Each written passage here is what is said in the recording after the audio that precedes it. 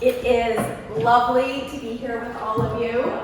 Lucia, I don't know if many of you know Lucia. If you don't, you want to get to know her. I've decided she's the Queen of Slovakia based on my last, my week here. I've known Slovakia, I should call her Slovakia.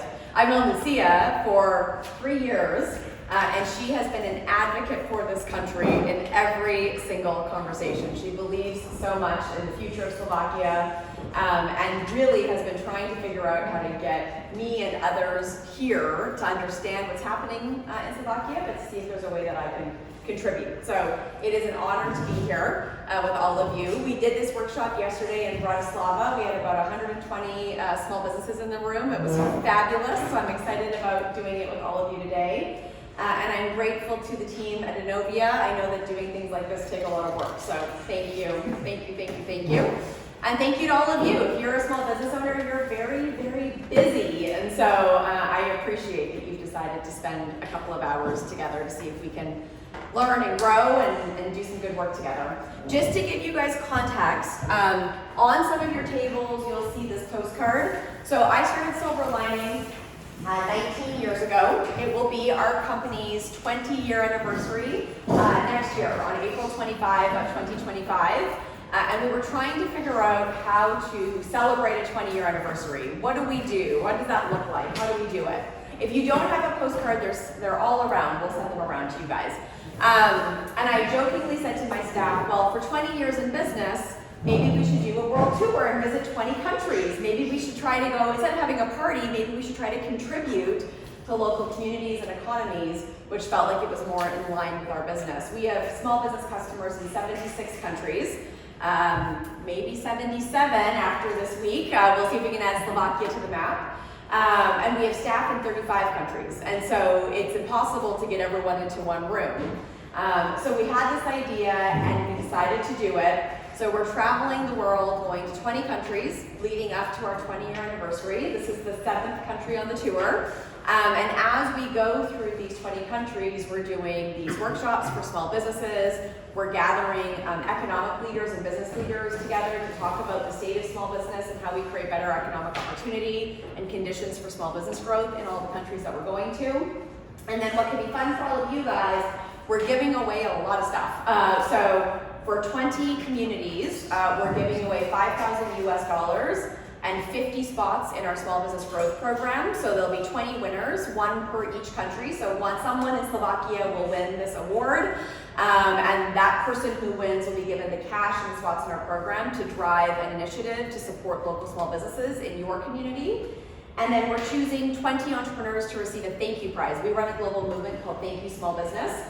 And it's all about celebrating and supporting and buying from small business owners. And so our belief is that small business owners are really the fabric of communities and the souls of economies, but it's a very thankless job. And so this movement is all about finding incredible small business owners and then thanking them by giving them thank you prizes, vacations, spa days, cool new technology, cool prizes that are just a way of honoring and recognizing how hard they work. So if you are or you know somebody who you think deserves one of these Impact 5X investments, it's not an investment, there's no equity, it's a gift, or a thank you prize, on this QR code on the back, you can nominate people for those and you can nominate yourself. Just so you know, we're also giving away awards. We're doing a big virtual event on April 25th of 2025. And part of our mission is that as we're going to all these countries, we're capturing stories of incredible small businesses as we go. So yesterday, we had a dinner in Bratislava. All the food was made by a female chef, a small business owner in Bratislava, and it was all infused with mushrooms, which were farmed by another small business owner in Bratislava, who has this really cool urban mushroom farm. And as we continue to work our way through countries, we're finding these amazing businesses. Every dollar we're spending is with small business owners. And then our goal is to tell the stories of these incredible small business owners globally at the end of the tour. So by being here, I hope we have fun together today. I hope there's value, but also you guys are part of a bigger thing that's happening, and hopefully you'll get to enjoy it as we go. Yes? We don't have the brochure yet. So Lucia will send it to us by email, and we'll distribute it to the community. Yes, we will put the links to all of this stuff in a follow-up email to you guys. That's perfect. So if you don't have the postcard, don't worry. But here's one if you really want it. You'll also see that we've got these hats. These are totally free. If you want one, grab one on your way out. They're just fun Silver Line World Tour hats. In each country that we're going to, we're giving them away, and it's kind of fun. There's now, like I said, we've been in 7 countries: Rwanda, Kenya, Uganda, South Africa, obviously Canada, the US. We're going to be in Ecuador, Brazil, the Philippines, Singapore, Saudi Arabia, Egypt, Turkey, Slovakia. So there's this really cool movement happening of small business owners around the world finding each other and supporting each other. So I'm glad you're a part of it.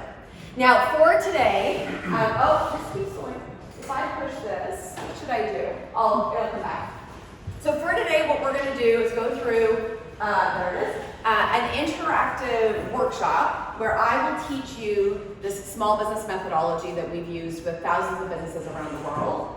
I started Silver Lining, like I said, 19 years ago. I like to pretend that I was 5 years old when I started it, but I was not. I was older than that. But this is why we do what we do. We have an incredible team. These are all real members of our staff. But we're on a mission to change the success rate of small business. Right now, globally, regardless of developed or emerging markets, regardless of right or left politicians, regardless of whether it's a good economy or a bad economy, 80% of people that start a small business ultimately fail. And we see in our data, which I'll explain in a minute, that it's entirely possible for that stat to be reversed, for 80% to succeed. And so our first and big mission is that if someone is courageous enough to have started a small business, that 80% chance of success, not failure.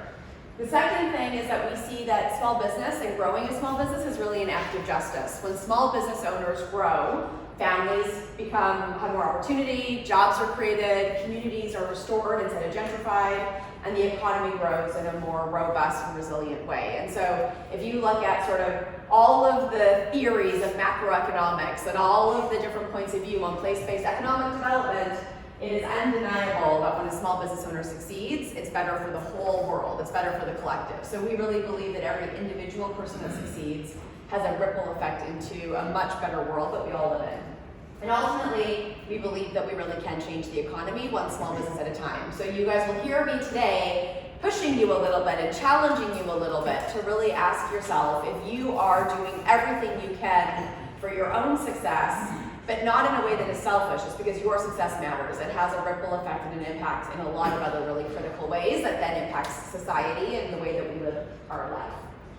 This is the small businesses that we serve. Every picture in this deck that you'll see are real small businesses from around the world that we work with, which is really fun. And one of the reasons I show you this a little later, towards the middle of the workshop, I will teach you guys the concept of having an ideal client. And the ideal client is about being audaciously clear about who it is that you serve, and then making sure that you organize your time and your money and your investment against it.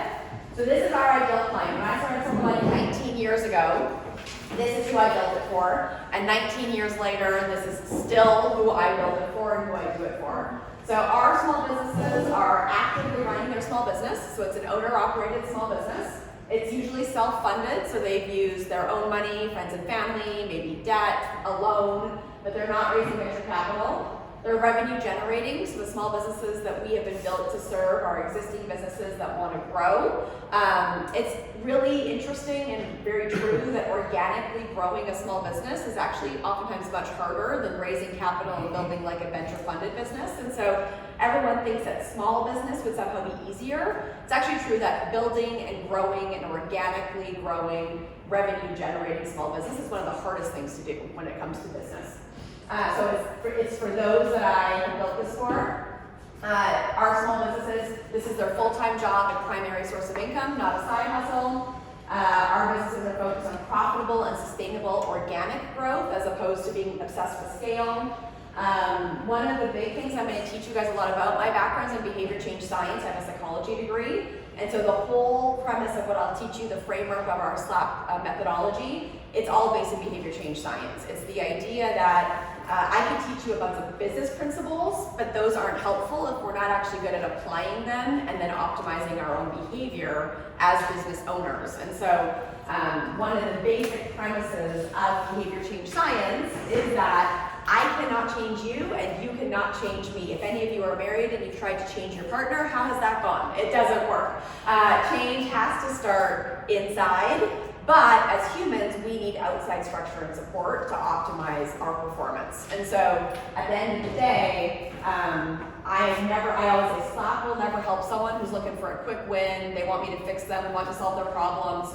That's not possible. But for people who are really committed to growth and ready to accept outside structure and support, we can help those people in a big way. Right now, Slack is available in English and Spanish. Thanks to Queen Lucia, my friend at the back, we are deep in negotiations with a couple of people about translating Slap into Slovak. I think it will be very fun to travel the world and say that Slap is available in English, Spanish, and Slovak, and everyone will be like, what? And it will be very fun and funny, and we can all laugh about it. And because it's a SaaS platform, people need basic computer and Wi-Fi. I say this out loud every time I talk about Slack. We welcome business owners from all industries, locations, races, religions, gender expressions, sexual orientations, physical abilities, neurodiversities, and backgrounds. Because we're a technology platform, we have 14,000 small businesses that use Slack in 76 countries, which means that the business owners are as different as is humanly possible. They have different backgrounds, different skin colors, different gender expressions, different demographic details in absolutely every way. However, in our data, what we see is that demographic details have almost zero connection or correlation to whether or not they hit their financial goals. What does have a deep correlation are the things I'm going to teach you guys today. So everything I'm going to teach you today is based in 19 years of work, based on working with tens of thousands of businesses, and based on a lot of data. And I just continue to emphasize that our data explicitly shows that all this obsession we have with demographic details is unnecessary. If we make sure that everyone in the world, regardless of gender or skin color or location, gets access to the right structure and support, anyone can succeed. And that's what I find that to be a very exciting, hopeful concept. Now, as we look at this, which of you are this person? Hands up. Who's this? Hands up. So reluctantly putting hands up. Okay, all right, we're gonna feel much more confident in a couple of minutes. Great. So if that's you, then this workshop will be explicitly and perfectly for you. If that's not you, what I want to challenge you to do is the concepts of behavior change science, the concepts I'm going to teach, are applicable in every single part of our lives. Are you guys familiar with the 12-step program, Alcoholics Anonymous? Is that right? Does that resonate with you? Mm-hmm. Fitbits, right? Tracking, Weight Watchers, personal trainers. It's all based in the same science, and SLAP is based in that science as well. So you can apply the lessons that we're going to talk about today to the businesses that you work in if you're not the business owner, but also to your life. So my goal is I'm going to speak directly to those of you that just raised your hand. You're my people. You're who I spent the last 19 years dedicated to. And for those of you that are not exactly this profile, I'm going to make my best to make sure that you get a lot of value. So I'm going to zoom through this as quickly as I can, but at a big level, I want you to know where we come from at Silver Lining, why we think this work matters, what our point of view is.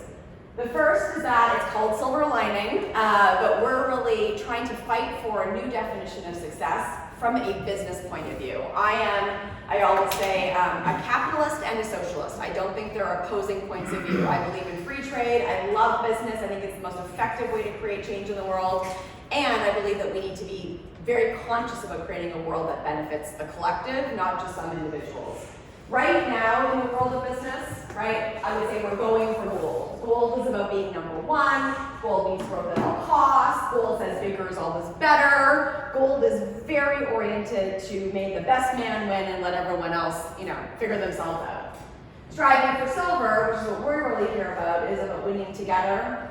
It's about an alignment of mindset, profit, and contribution. And it really says that small is big. The reason that I'm just going to emphasize that right there, going back to the conversation about why small businesses are my people and why the profile I just wrote are the people I've dedicated my career to, is that if you look at the field of behavior change science and you really look at how people create true systemic change in their lives or in their habits or in their outcomes, it all starts with small micro actions.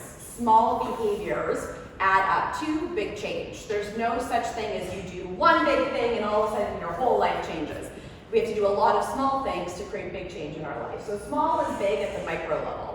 At the macroeconomic level, there is a lot of different points of view about how you build an economy in a robust way. We've got trickle-down theory, we've got groundswell-up theory, there's a million people with a million opinions about the economy, but everyone very consistently would agree that when a lot of people are succeeding a little bit, it builds a more robust economy than when some people succeed at an accelerated rate and a lot of others don't.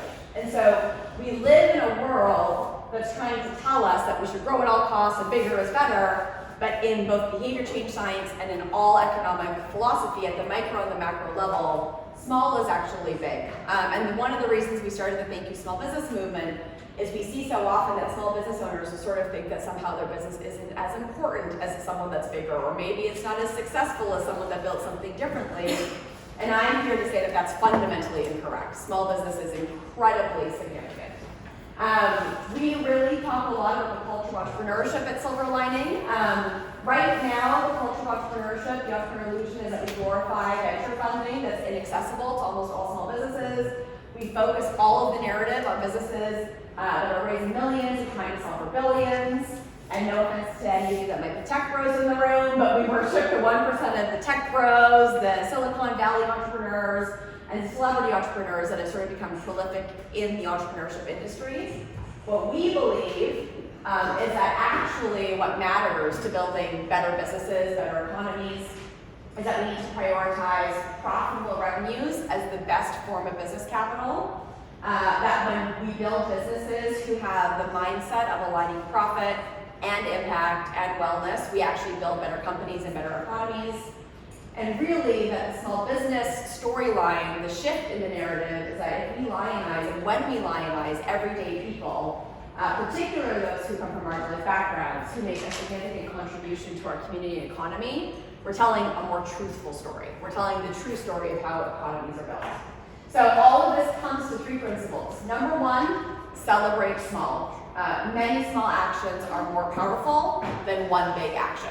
Always true. Number two, create real change. Real change starts with one action followed by another, and then really focus with focus and discipline over a sustained period of time.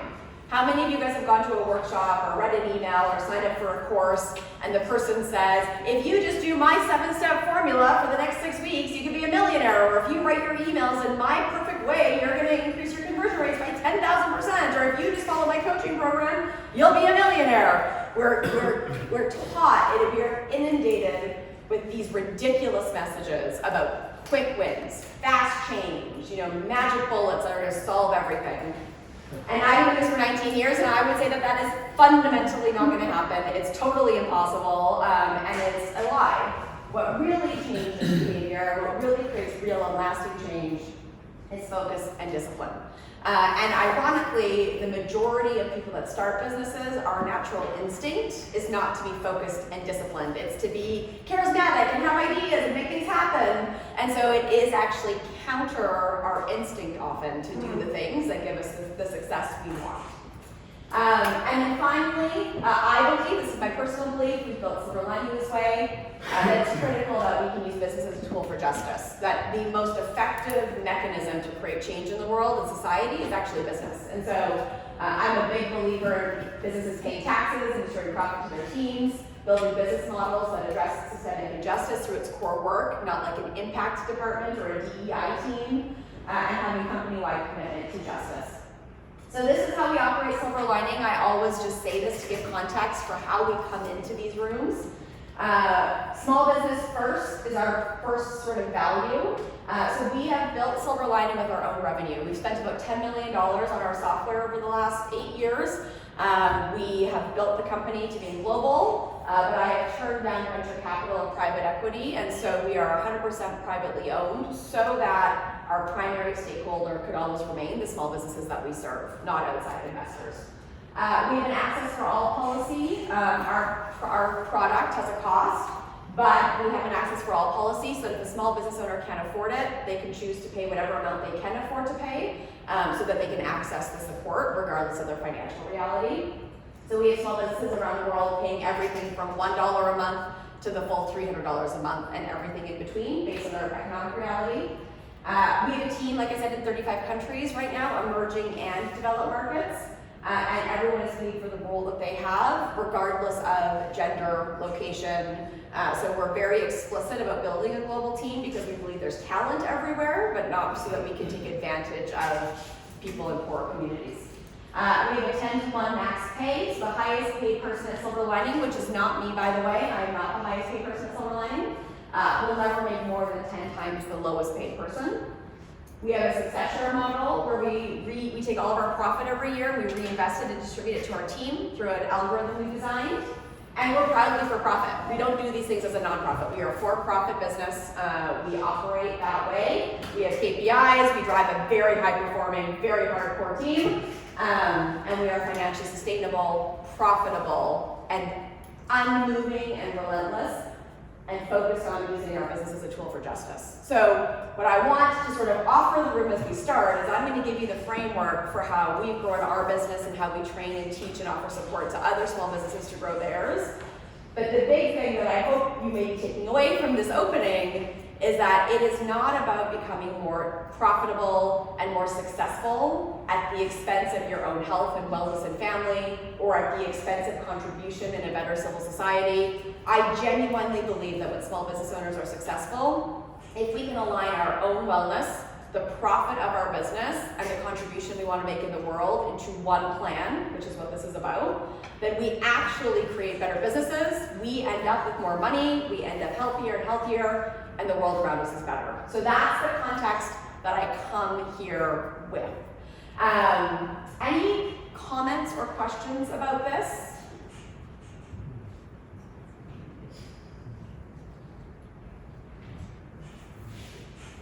Everyone's faces are very funny right now. Do you agree? Does it feel like it's the right hands up? And do you think, I kind of think this is interesting. Hand up. And if you don't put your hand up, I will not be offended. Most people think I'm crazy. Okay. My question is, when you started the company, was it the original purpose to serve the small companies? Yeah.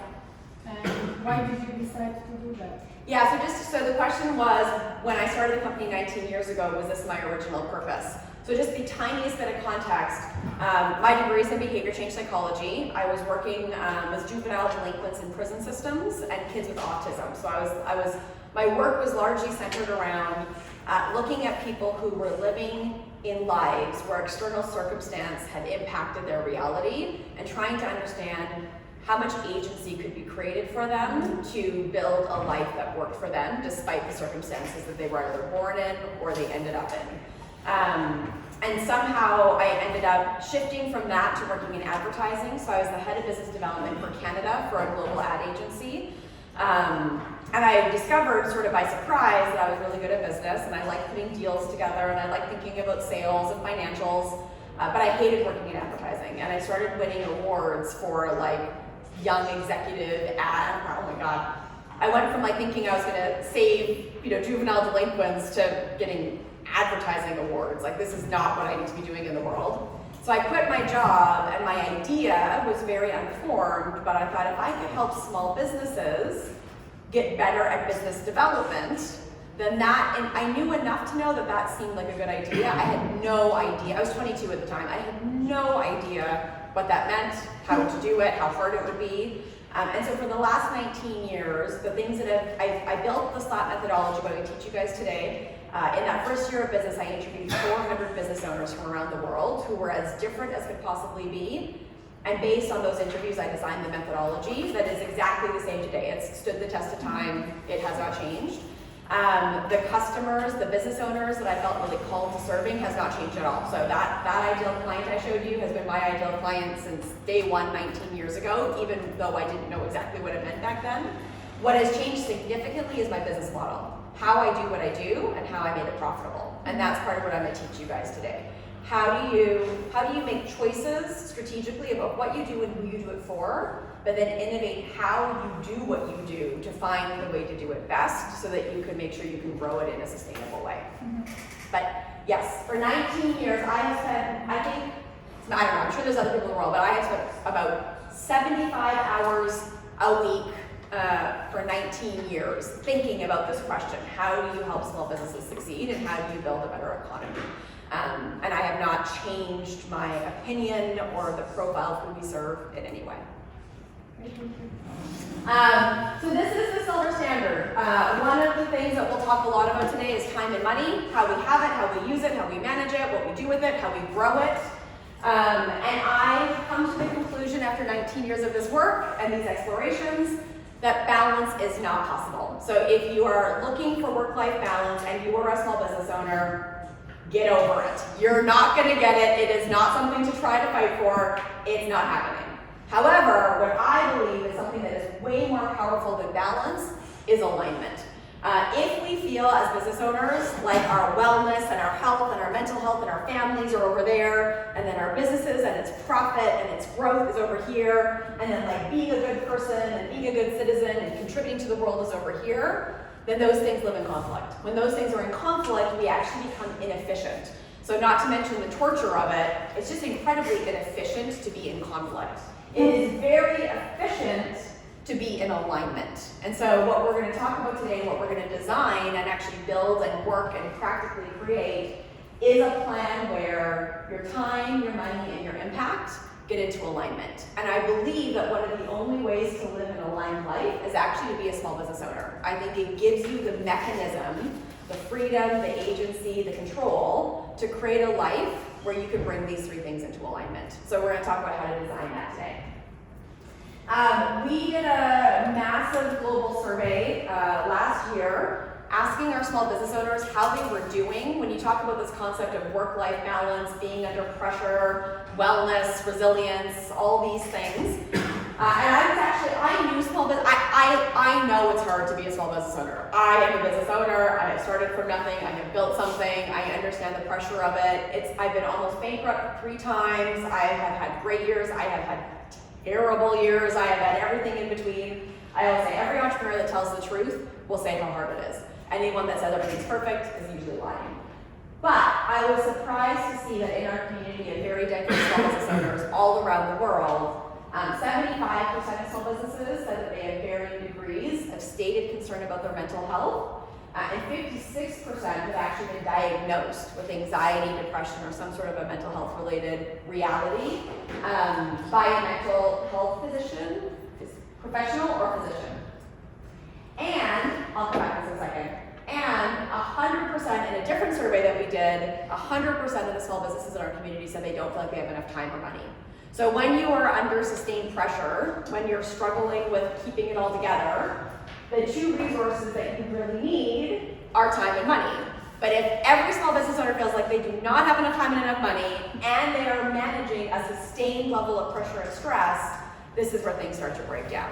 And if you're in that level of sort of getting by mode, it becomes impossible to be strategic enough to grow your business. So a huge part of SLAP, which we're going to, again, go through today, build for each of your businesses, is a more aligned view of how we use the time and money we have to make sure that we release and manage some of the stress that we're under and the pressure we're under as business owners to be able to grow it.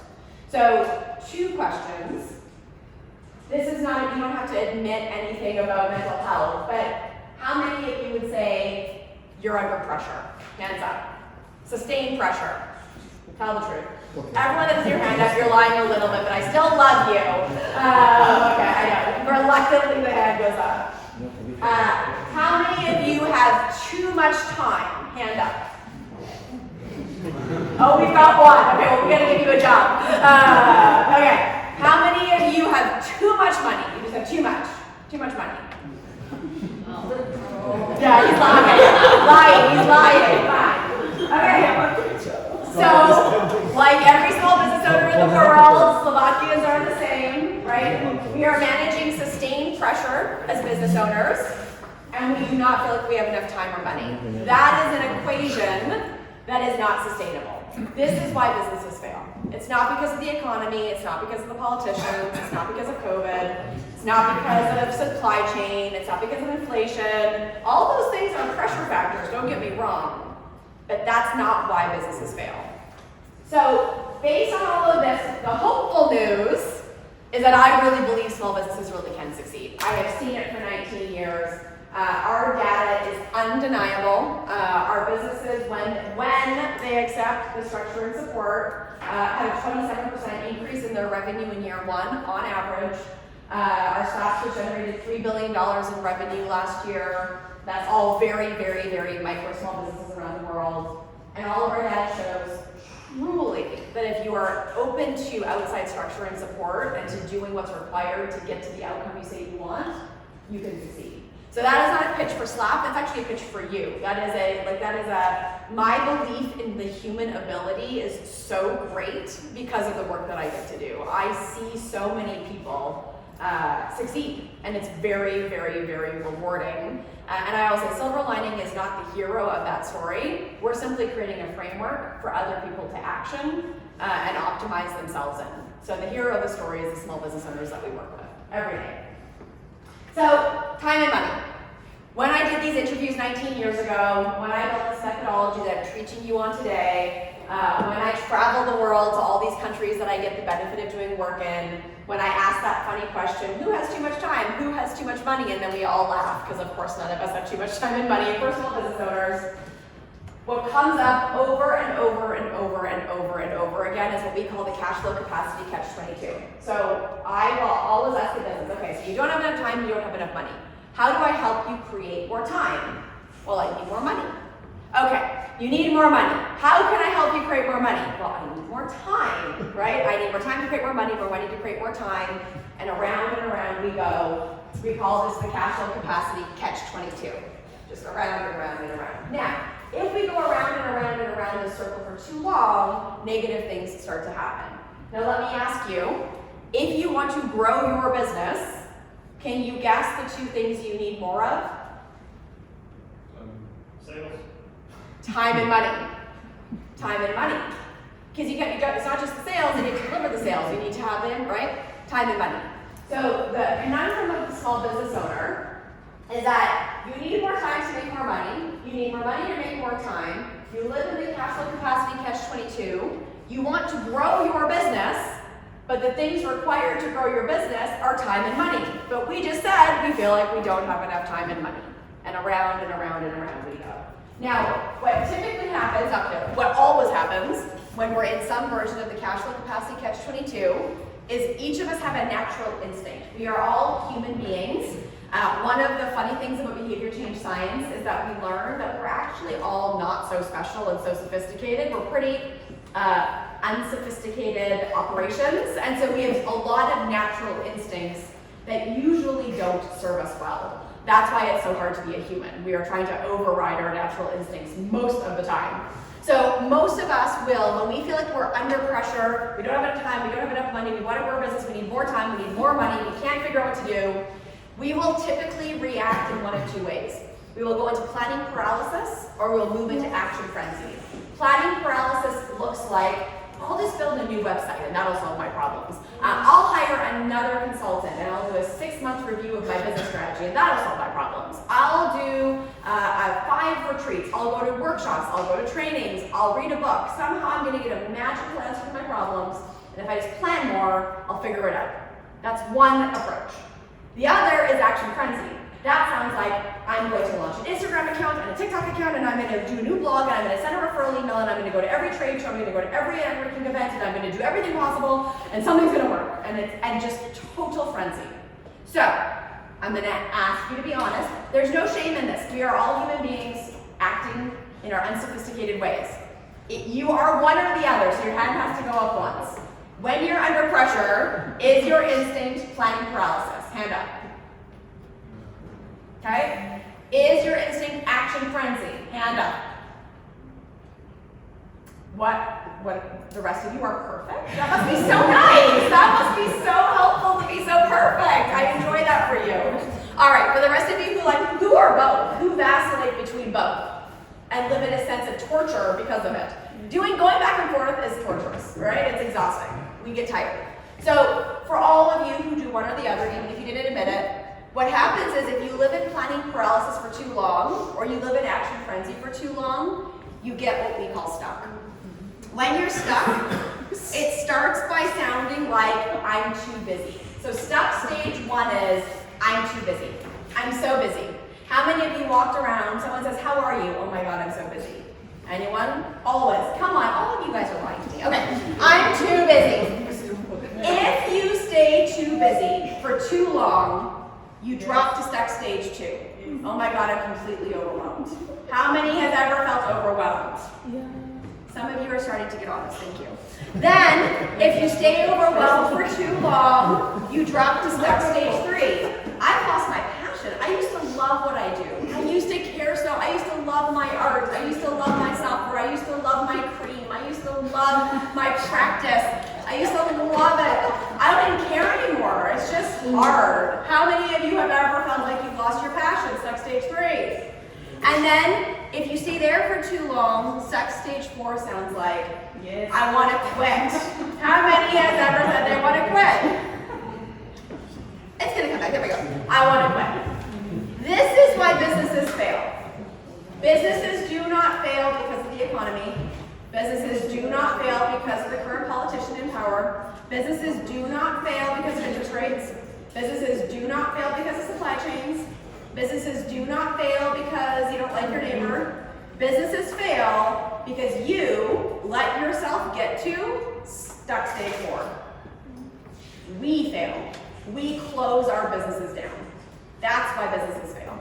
So, if we don't want to quit, if we don't want to fail, if we don't want to shut our business down, it is our job to be organized, focused, disciplined, equipped enough that when we start to feel the pressures of the cash flow capacity catch-22, we notice it.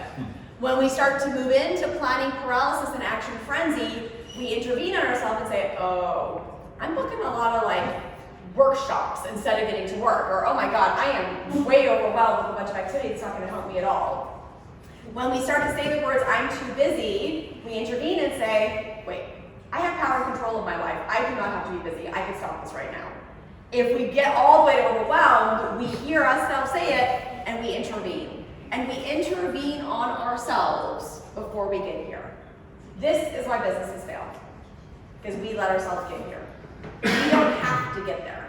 We have the agency, the resources, the power, the control to intervene on ourselves before we get all the way there. That's what SLAP is focused on. SLAP is focused on helping us figure out how to use the time and money that we have in the most effective ways, and to be able to manage our natural instincts of planning paralysis and action frenzy, so that when we get stuck, you're going to get too busy and overwhelmed, you're going to lose your passion, you're going to want to quit.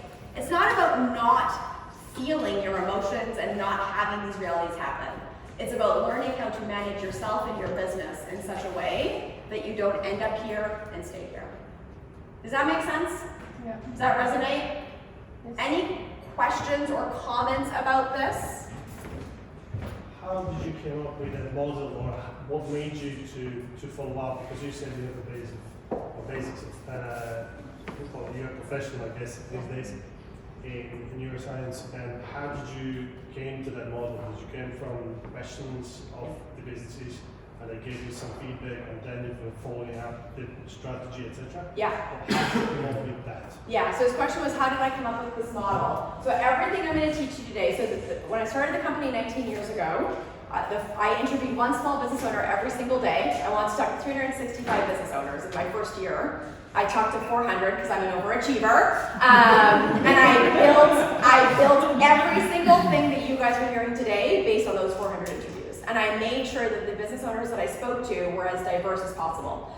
Industry, age, gender, race, location, so that I could make sure that the sample I was talking to, my unofficial experiment, was as diverse as possible and represented as many people as possible.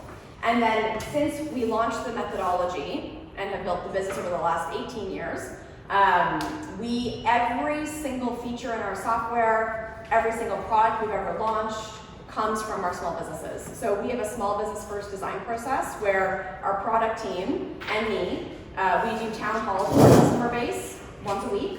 We do user interviews. We do about 100 a month. Our product team just talks to small businesses all day long, every day. And then we actually build a product roadmap of all of our upcoming features or product extensions, and we send them to our small businesses and they vote on them. And then we design what they tell us they need most. So every single thing that I'm teaching you is based on real feedback and truth from our global community business owners and constantly being optimized and updated based on what we're hearing from them.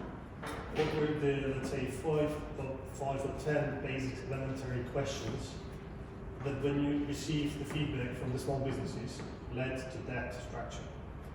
So this specifically, what's the hardest thing you're facing?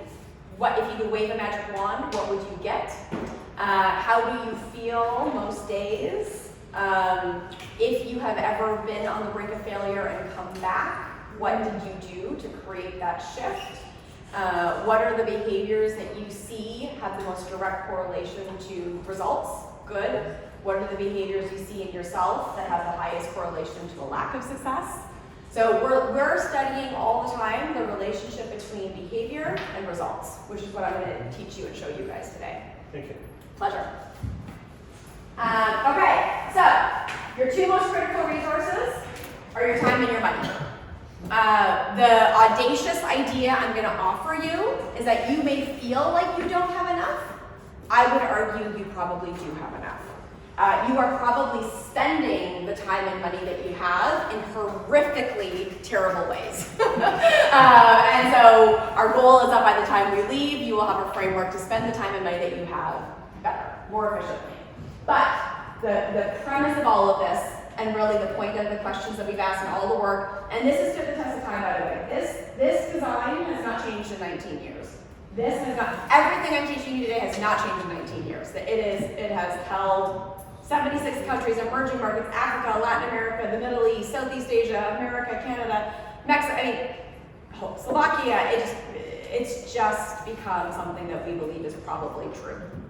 So, what I want to focus on today is how do you take every minute of your time and every dollar that you have access to and spend it in the most efficient way possible in order to get you to the outcomes that you say you want.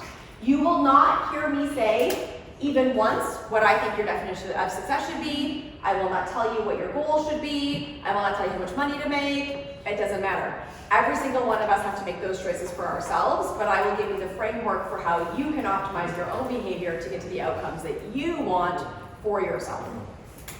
So it's time to SLAP. So to your great question, so SLAP stands for the Silver Lining Action Plan. SLAP, cute, fun, SLAP. And it's a methodology that I designed that's now been used around the world. And it's really about applying behavior change science to the question of the financial success of small businesses. And you guys will see this over time, over this little bit. But the goal is not to help you just grow top line revenue, win awards, have lots of staff. The goal is actually to be very focused on profitability and sustainability so that your business is serving a longer mission and can hold the test of time as opposed to just spiking growth for really no good reason. The whole premise of SLAP is based on 4 concepts, which I'll teach you, and we're about to get quite practical. The first is that commitment is a choice. The second is that profit is a skill. The third is that mindset is a muscle. And the fourth is that success is science. And what that means at the highest level is that I'm going to teach you guys this for the next 1 or 2 minutes. Commitment is a choice is one of the very, very basic and most important concepts in behavior change science. I can come to Zelina, Slovakia. I can even maybe lead a good workshop that hopefully you'll all enjoy. I cannot change your business. There's nothing I can really do for you. I can offer you ideas, I can offer you points of view, I can give you a structure, I can give you the training, I can give you a framework, and then at the end of the day, it will be your choice to do something with it. And we often, I think of choice as something that is ambiguous. But what behavior change science says is commitment is required for change. And commitment is a choice. Commitment is not something that magically happens one day. Commitment is not motivation, by the way. Motivation is a very, very, very fickle friend. Motivation is very unhelpful for many reasons. But commitment is something that is much deeper and much more resolute. And it allows us to keep doing the things we need to do regardless of the pressure we're under. But it is a choice to be committed. And only you can decide if you want to adjust and optimize your actions to get to whatever outcome you say you want. I just think this is very funny, so I always say it. It makes me laugh. There is no silver bullet, but there is a silver lining. Okay, that's on me. Okay, so what you want versus what you need. Going back actually to your question about the questions we ask and the things we hear. So these are things we hear from small businesses all the time, right? What do you think you need to grow your business? And what we hear people say is, I need a business plan, I need a social media strategy, I need a personal brand, I need more revenue, I need more staff, I need a lead gen strategy for fast results, I need more sales, I need an MBA, I need more courses and seminars and workshops, I need all these things. I would offer to you, you need none of those things. What you need and what our data shows correlates to success is you need an action plan that actually tells you where to spend your time and money as opposed to some philosophical long-term business plan that will be extinct 10 days after you write it. You need to stop worrying about social media, although you can use social media, but you need to really be focusing on how you connect with your ideal client to get to the types of sales and transactions that you need, more than thinking about sales and marketing. You need a well-run business. Credibility and reputation is far more powerful than a personal brand strategy. You need profit, not revenue. You need to focus on building profitable, sustainable income as opposed to just top-line revenue. You need sustainable businesses that can grow and handle more work and more customers at scale, more than you just need to keep hiring staff, thinking it'll magically solve all your problems. You need a long-term plan for growth instead of a desire and a hope and a wish and a prayer and a dream for fast results. You need the skill of building a profitable and sustainable small business, which is the exact opposite of what they're going to teach you in an MBA. And you need a foundational understanding of how to grow your business that you feel confident in, as opposed to spending an enormous amount of time, ironically, going to workshops like this one. So I always say that I think it's so funny when I teach workshops, because I literally always say, like, protect your time, don't go to things that aren't worth your time, and so hopefully it's worth your time. If it's not, well, I apologize. So these are 5 questions that I want all of you to think about. I'm going to say them out loud. If you have pen and paper, I'd love for you to actually write down your first instincts that come. Oftentimes, our first instinct is the truth. And so we spend a lot of time vacillating and thinking and processing, and actually just whatever your gut reaction is often really the truth. What I want you to be thinking about as I ask these questions is, what is the ideal scenario for you? And then just at a gut check level, what's your current reality? If 5 is perfect and 1 is nowhere near it, that's okay. One of the big things we say with SLAP is, there is no help in lying about any of the answers to any of the questions I'm going to ask you today. I won't see them, it's just for you. It's amazing. One of the stats that we have is, in our software, small businesses basically go through the process we're going through today, but guided by the software, and do a bunch of inputs, and we build them their 1-year plan, and all through technology. And at the end of the process, we have to send 65% of the business owners back to redo parts of it, because their answers are so ridiculous. Like, they're just not, they're not accurate, they don't make sense, they're not realistic. And this is about their own business, for their eyes only. And so one of the big things that seems funny to have to say is, like, tell the truth about your business, about what you really want, about how much money you're making, how much money you want to make. The big issue with goal setting, which we'll talk a lot about, is that most people set bad goals. And so, of course, you're not going to hit a goal that you don't actually want to hit, or that is completely unrealistic. So my challenge to you would be, tell the truth. Actually tell the truth. It's in your notebook. It's for you only. What's really going on for you?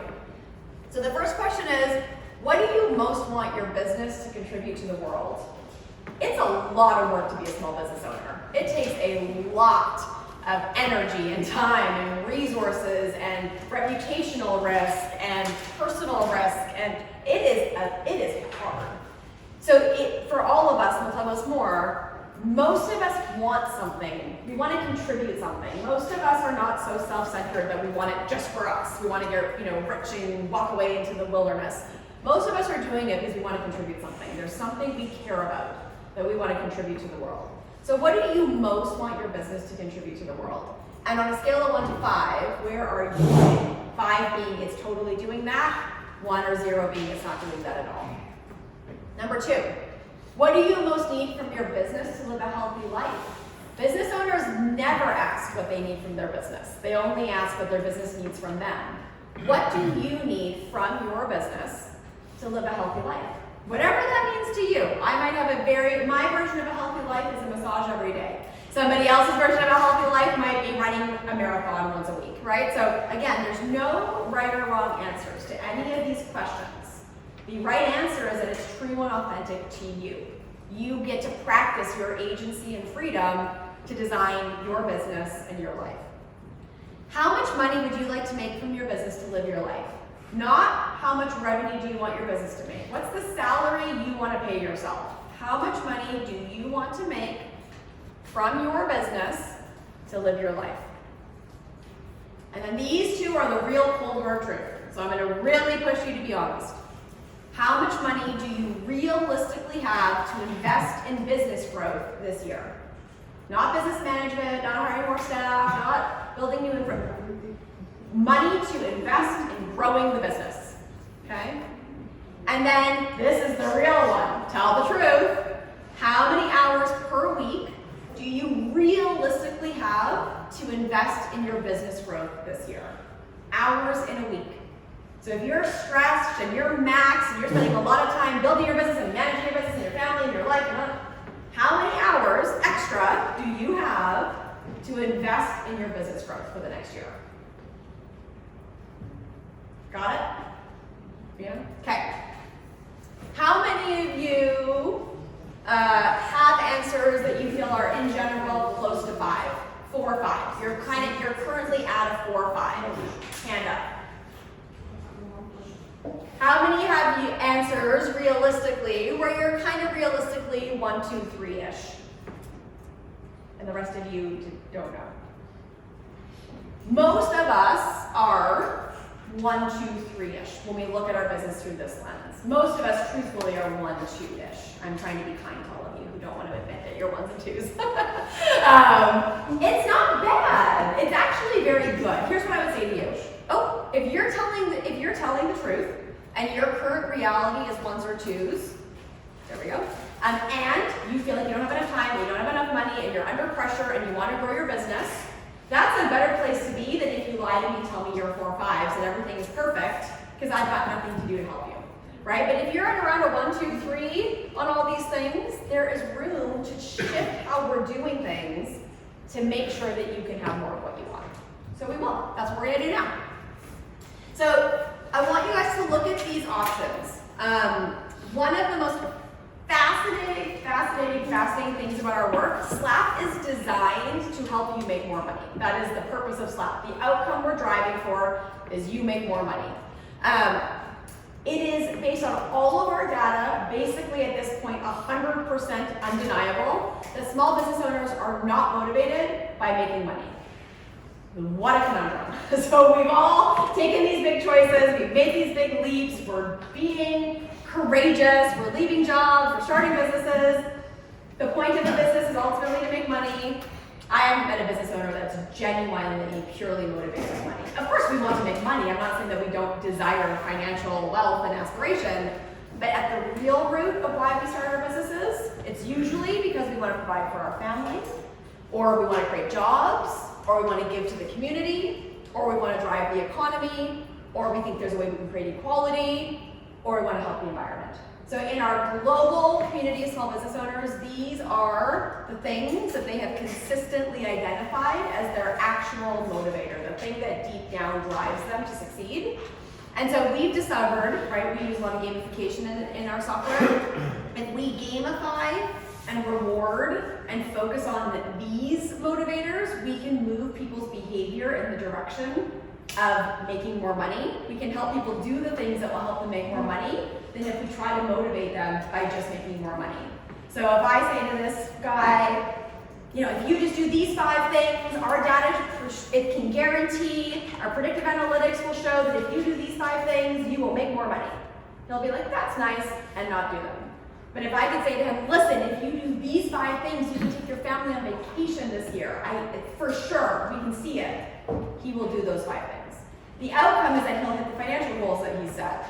But we have to motivate based on this. And so this is critical to understand. When you think about commitment being a choice, commitment has got to be rooted in something that matters to you for real.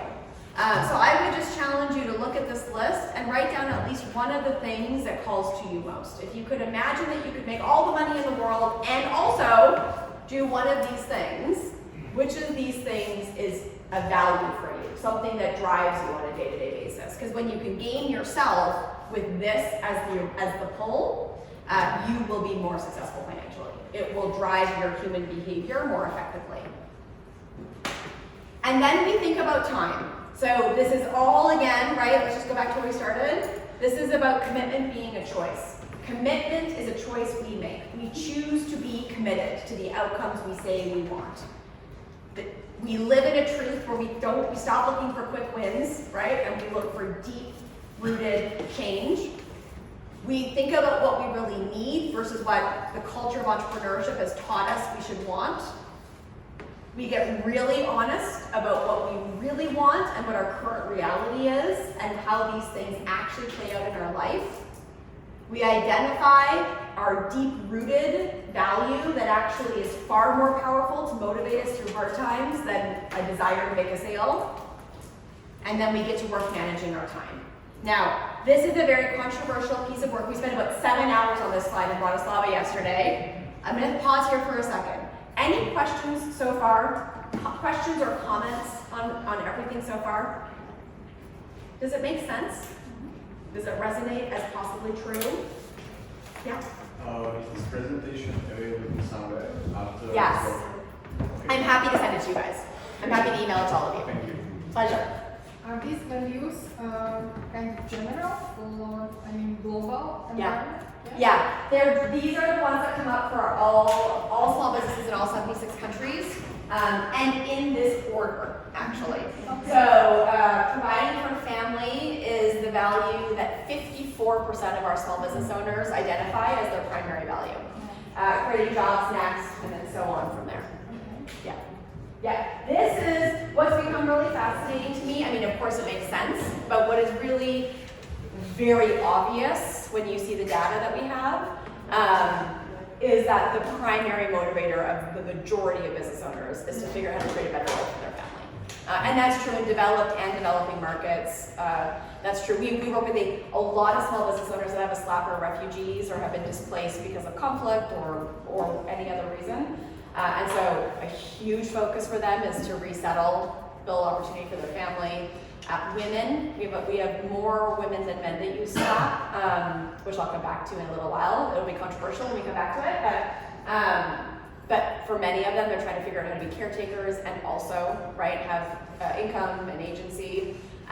So ironically, the people who are choosing to build small businesses are often people who are living in the hardest external realities. And so if you think about the cash flow capacity catch-22, part of the reason the failure rate is so high is that the majority of people that start businesses are women, people from marginalized communities, people who have been displaced, and so they are managing unbelievably complex external pressures on top of the cash flow capacity catch-22. And so it is actually, it's why I believe small business owners are the heroes of the world. I mean, if you look at and understand the complexity of the average small business owner and what they do, and then how they get through all that, and then actually succeed, to me it is 1 million times more impressive than Elon Musk or Mark Zuckerberg or, it's phenomenally impressive how resilient and incredible and generous the average small business owner is.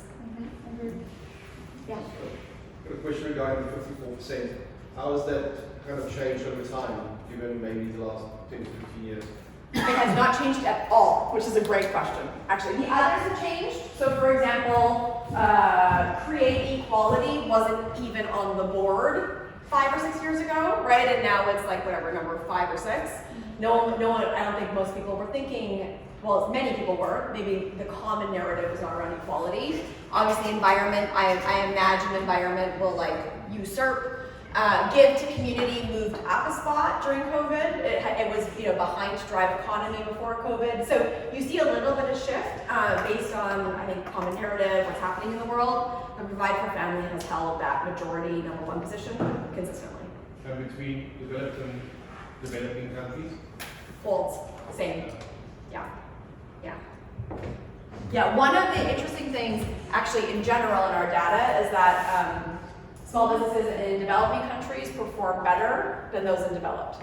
And one of the other things that is really interesting is that when you look at the level of conflict people are in, so not external pressure, not economic, but conflict, then obviously that's where external pressure starts to tip things over for the negative, right? So if you're living in Ukraine right now, your chance of success is down dramatically, even if you continue to work just as hard. So conflict is an external pressure that definitely has a trending factor against success.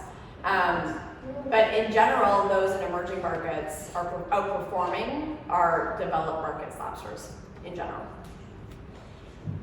Okay, time. So, we go back to the idea that time and money are our most critical resources. My hypothesis is you have enough. You may just be mismanaging it. We may be making bad choices with our time. And so, the idea of a time budget is this is probably the #1 thing that has changed my life. I've had a time budget for 14 years. The reality is that we live in a world that is inherently unjust. There are systems and realities and biases and prejudices that make life much harder for some people than others. We cannot deny that. And we all have 168 hours a week. It is true for everyone. So, the question becomes, do we have a plan and are we intentionally using those 168 hours a week? This is an example of a time budget. In 1 week, this was my time budget a couple years ago. So I would sleep 52 hours a week, exercise 4, have 25 hours reserved for friends and family, 10 hours a week for fun, note, 40 for business management, 10 for business growth. Those are not the same things for the record. Managing your business, delivering what you've sold, managing your staff, building your products, your services, that's not the same as growing your business. 10 hours for business growth, strategic thinking, I think 1 hour every day. I don't do, I think. Personal development, 5 hours a week. I am always working on myself, intentionally and consciously, because your business will always stop its growth wherever you stopped your growth. Your business is confined to you. You are the leader of your business. However much you grow, your business can grow. Whenever you stop growing, your business can't grow. And then community, 15 hours.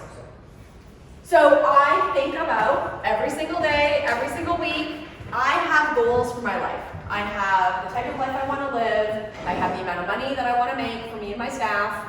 I want to have a contribution that I want to make in the world.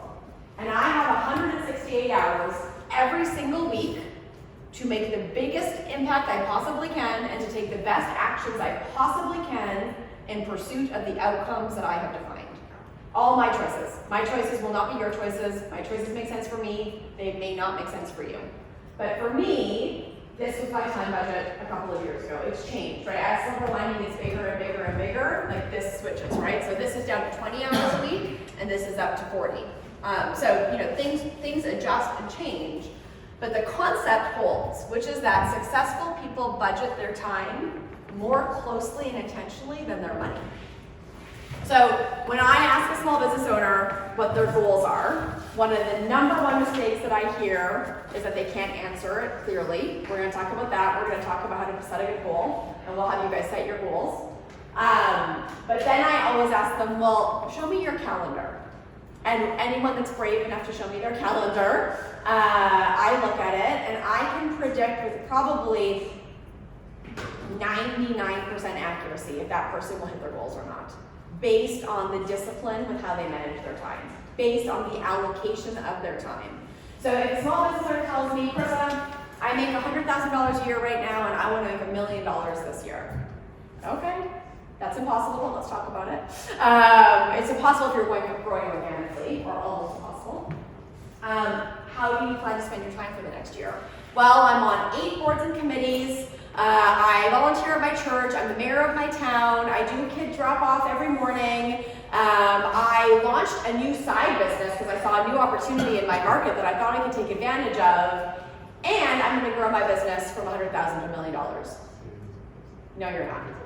That's impossible. You don't have enough time to do all of those things properly.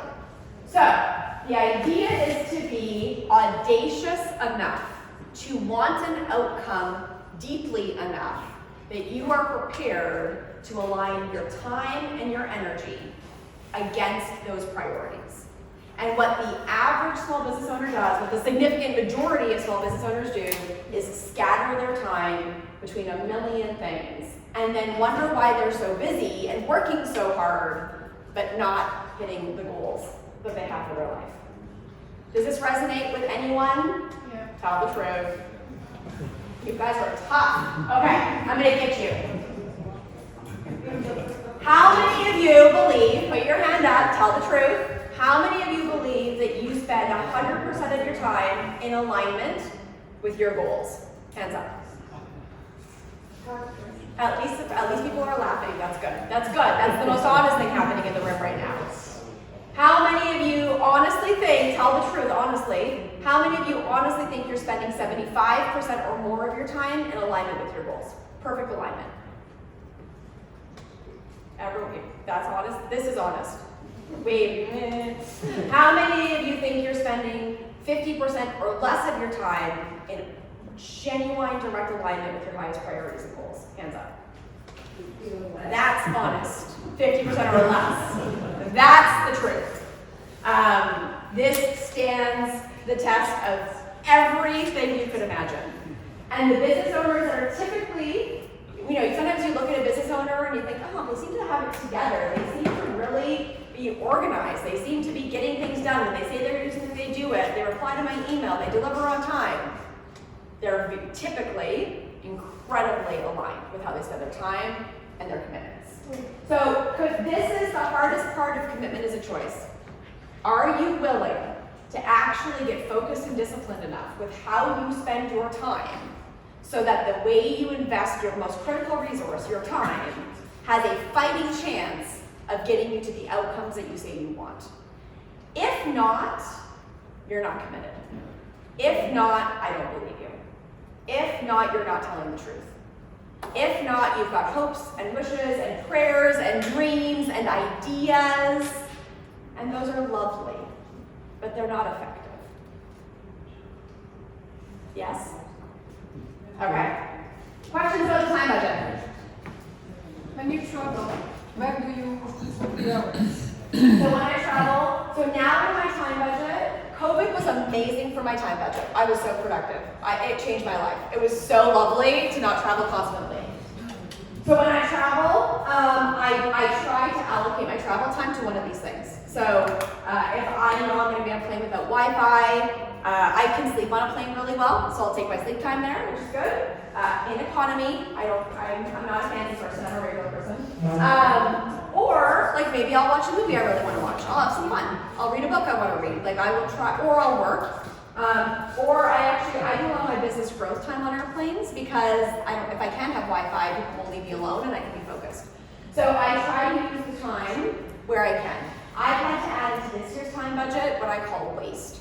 And waste is time in transit and waiting for the flight delays and stupidity. And my assistant's number one mission is to reduce the number of hours I spend in waste because it's killing. It's killer. How are you tracking it? So I use Google Calendar. So Sylvania's a G Suites company. We use Google Calendar. It's very simple. Each of the things in my time budget is color coded. So fun is yellow, business management is blue, business growth is green for money, strategic thinking is gray for like open, etc. As stuff goes into my calendar, I color code it for the time budget it is, and at the end of the week I spend 10 minutes, I look at it, I quickly add up how many hours I spent, and I have a spreadsheet, just an Excel, like a Google sheet with each week. I've got a time budget as the column AB, and each week I write what my actual is. And I use it to understand where I'm getting off track, and then I actually use that to make all my strategic decisions. So I use that for my business management. If I keep getting pulled into business management stuff that's hijacking business growth, for example, maybe I have the wrong employee. Maybe I need to hire somebody different. Maybe I need to do something, I need to make choices. So whenever I'm outside my time budget, it's not that I'm perfect, but it forces clarity about strategic decisions that I have to make so that I can become more effective.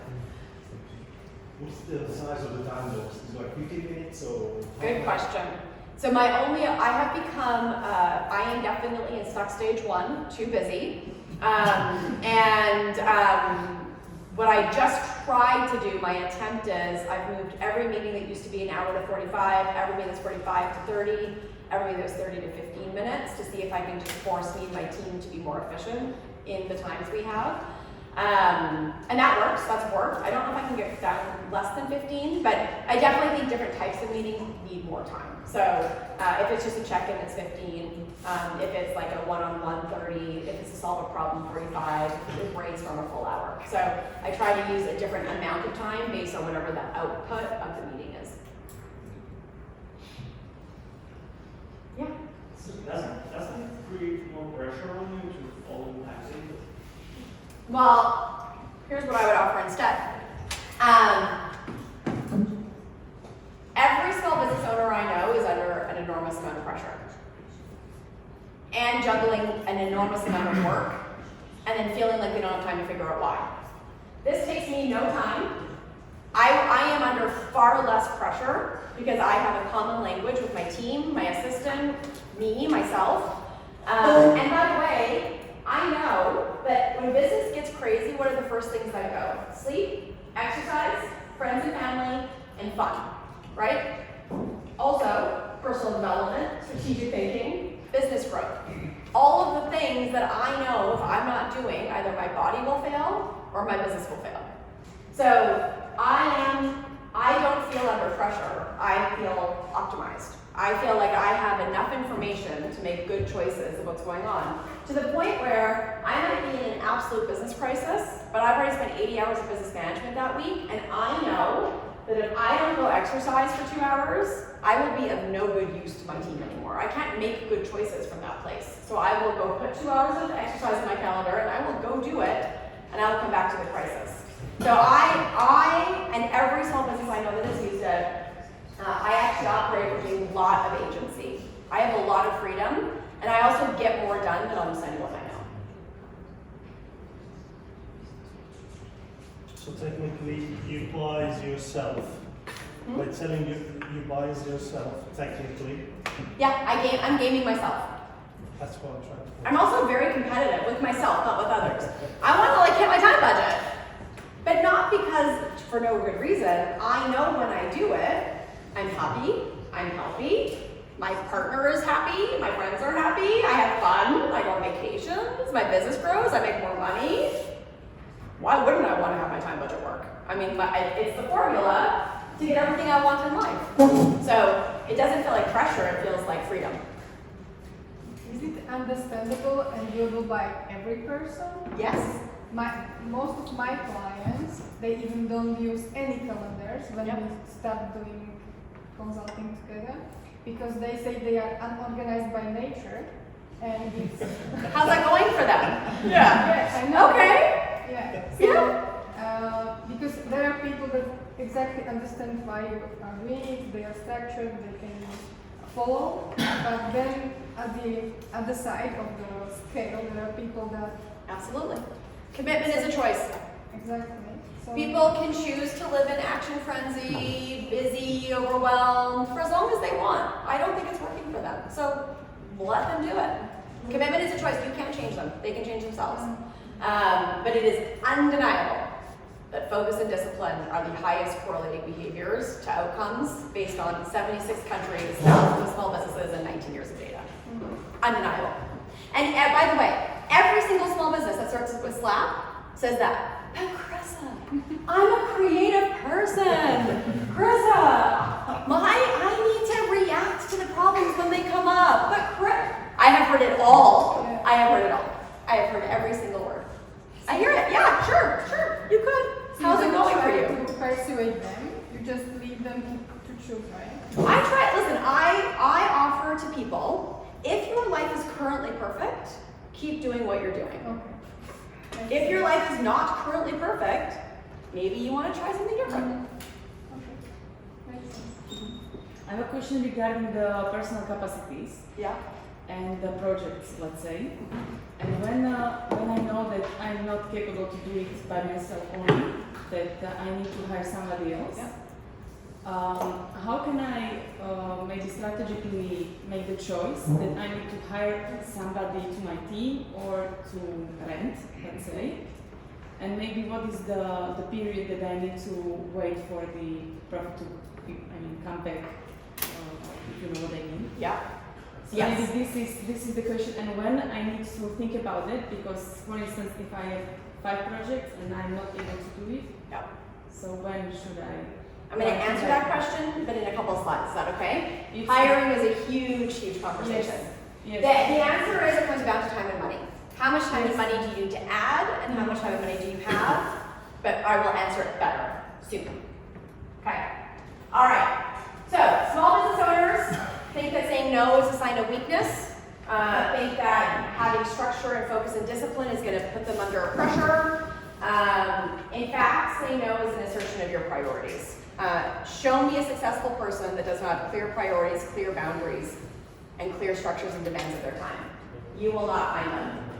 Saying no is more powerful than saying yes. So, in an ideal world, I would want you to say no to hustling, no to overgiving, and no to being busy, frantic, chaotic, pulling in all directions, doing everything. And I would want you to say yes to focus, yes to discipline, and yes to your highest priorities. You cannot do everything. I cannot do everything. But the more structured and focused and disciplined I am around aligning my behaviors against my highest priorities, the more capacity I build. So if it's true that we have 168 hours in a week, does everyone agree that that's true? Hard to debate it. There are 168 hours in a week. You're never going to get more time. It is finite. So your only chance to be able to grow yourself and grow your business is to build the skill of becoming incredibly efficient and effective at how you use those 168 hours in a week. Because there's no more. There is no more. You got it. Whatever you've got is what you've got. So the game is not to get more. The game is to figure out how to become way more effective and way more efficient about how you use it. Profit is a skill. This is the next section. Now let me just look at what time it is. Do we want a quick break? Does that make sense? We're at the halfway mark. Why don't we do 8 minutes? We'll start at 3:10, and we're going to talk about setting the goals, the financials. We're going to get to real work here. All right. So,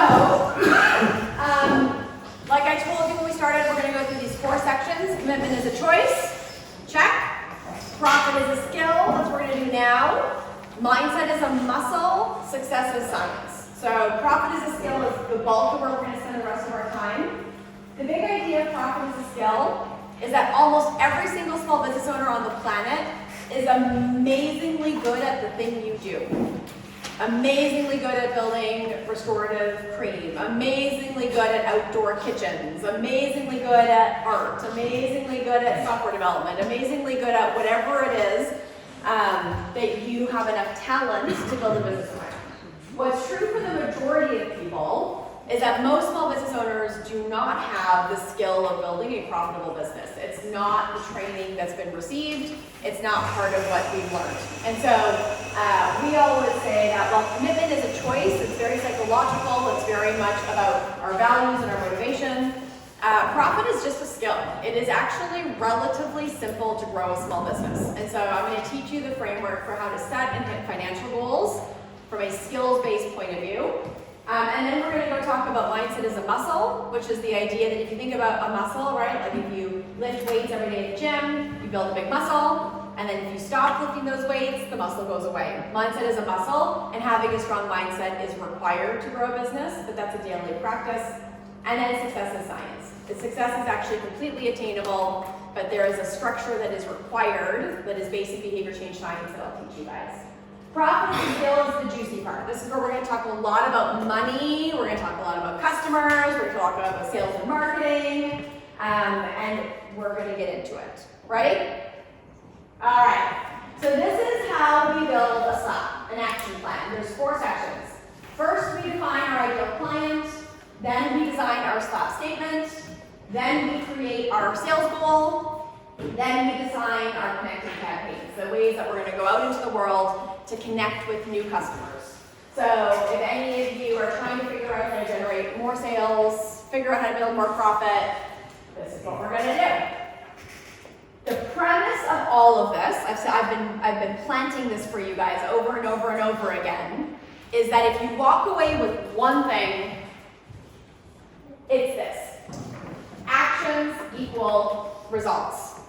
Whatever results you have or want to create are a result of the actions that you have or are taking.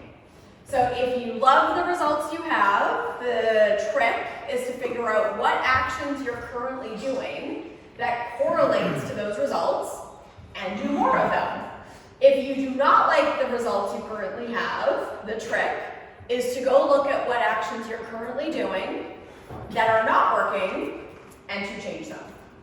That's it. This is behavior change science, small business growth, optimization of behavior, complete. Actions equal results. So if you like the results, figure out the correlating actions and double down on those actions. If you don't like the results, change the actions. The way that you change an action is you start it or you stop it. There are 2 ways to change an action. You start something, you stop something. Every single time you spend 1 minute of your time or $1 of your money, it is an action.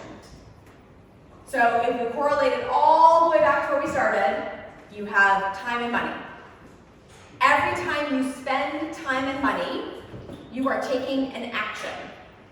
It is all of those actions that are adding up to the results you have. If you don't like the results you have, you don't change the results, you change the action. So if I had $1 for every time a small business owner said, oh my God, I worked so hard, but I'm not hitting my goals. I need to change my product or my service or my customer. I need to launch something different. I need to change these big strategic things. I would be a billionaire if I had $1 for that.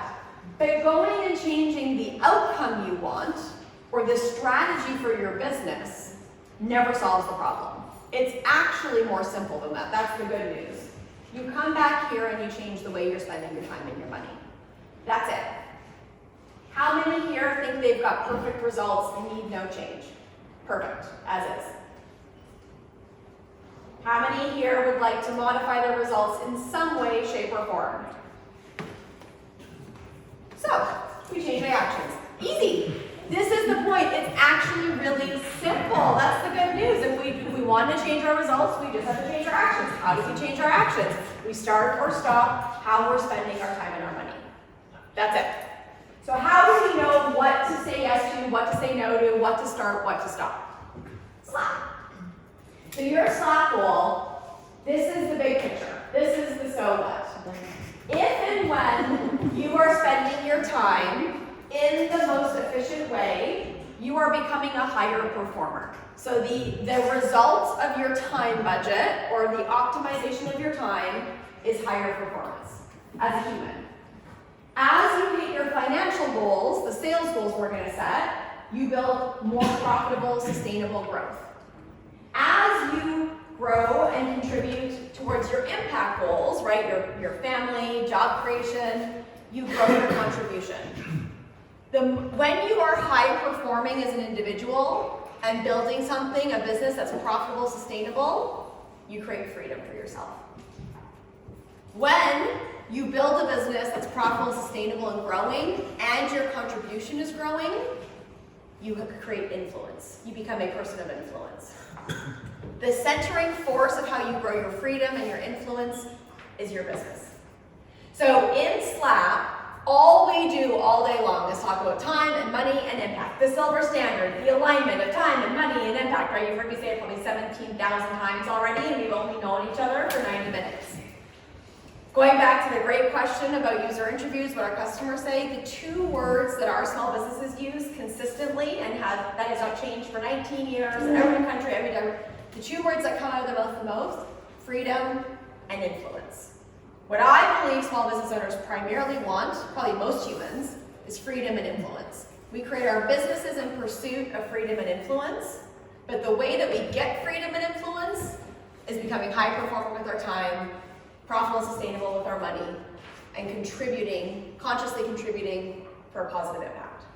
When those 3 things have been optimized, which is what SLAP is treating you to do, you will sink down into, and the outcome of that will be freedom and influence. Make sense? Okay? So, let's get to work. Before we do, you guys have these worksheets on your page. You do not have to follow it, but I'll just show you where we are in case you want to. You can do it in your own notebook. But the first section, the top section, says your values. I'm just going to give you 1 minute, it'll be quick. Everything that I've taught so far around commitment, even some science, things around contribution, freedom, influence, that's all deeply connected to values. So I would just say, if there are a couple of words up to 5 that are really sticking out to you from the last hour, just take a second to jot them into those blanks. It might be 1, it might be 5, it might be something in the middle. But what words are sticking out from everything that we've talked about so far?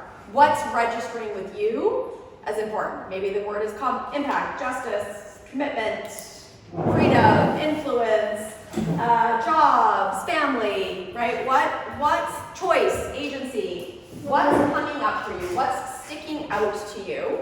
And just pop whatever those words are in that top section.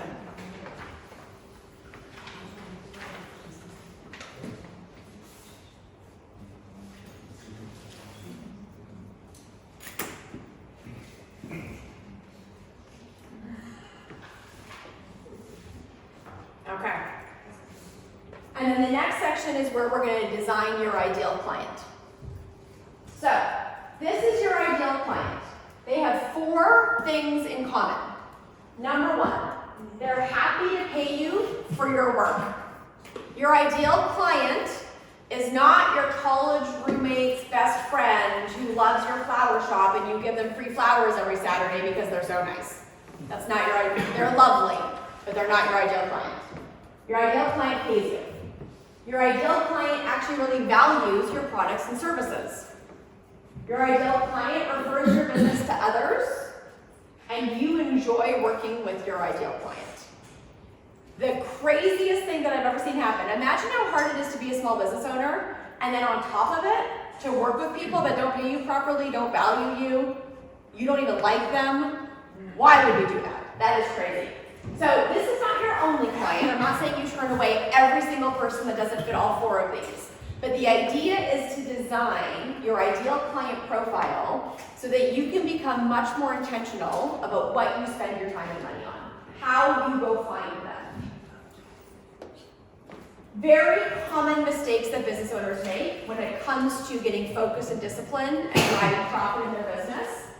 They will sell anything to anybody because they just think they need the revenue. The risk for that, the reason we do it, we're afraid to miss out on potential revenue, right? When we're worried about cash flow, we got bills to pay, we got pressure on us, we just want to take any business we can get sometimes. Oftentimes we're trying to be all things to all people, and often we start offering products and services outside of our core expertise. As we do that, we dilute our message and our sense of speciality. We spread ourselves way too thin. We don't have enough time to be all things to all people. We've already agreed we don't have enough time. Limited money and time then is left over to actually grow the business. How many of you have sold something to somebody that is not what you really do and or they are not your ideal client? I definitely have. How did that go? All right, well that's good for you. What's that? It was sarcasm. Exactly. Okay, so that's yes. It never works. It never works. It takes more time, it takes more money, they're unhappy, you're stressed. We think we're creating opportunity for ourselves, we're causing problems. So, the reality is, you do not have enough time and money to talk to everyone. You don't even like the clients usually that fall outside of your core expertise. And the businesses who have the most defined ideal clients grow the fastest. Always. Always, always, always. I'll give you guys an example. In New York City, where I live, there was a big real estate agency that put all their real estate agents onto Slack. So I think there were 40 real estate agents that all had Slack. And the guy, the head of the franchise, Chris said, can you just build the slaps for all of them because they're all the same? They'll all have the same slaps. And I said, no, they won't. They're 40 totally different people. And he said, yeah, but they're real estate agents. They all do the same thing. And I said, no, they don't. So then we went through the process, right? One real estate agent may sell luxury condos to double income professionals on a local scale. Another real estate agent may specialize in first home purchases for young families. Another real estate agent may help people rent short-term apartments for short-term work stints in New York City. Would you market yourself the same way if you sold luxury condos to double income people versus first homes for young families versus short-term rentals to corporate executives?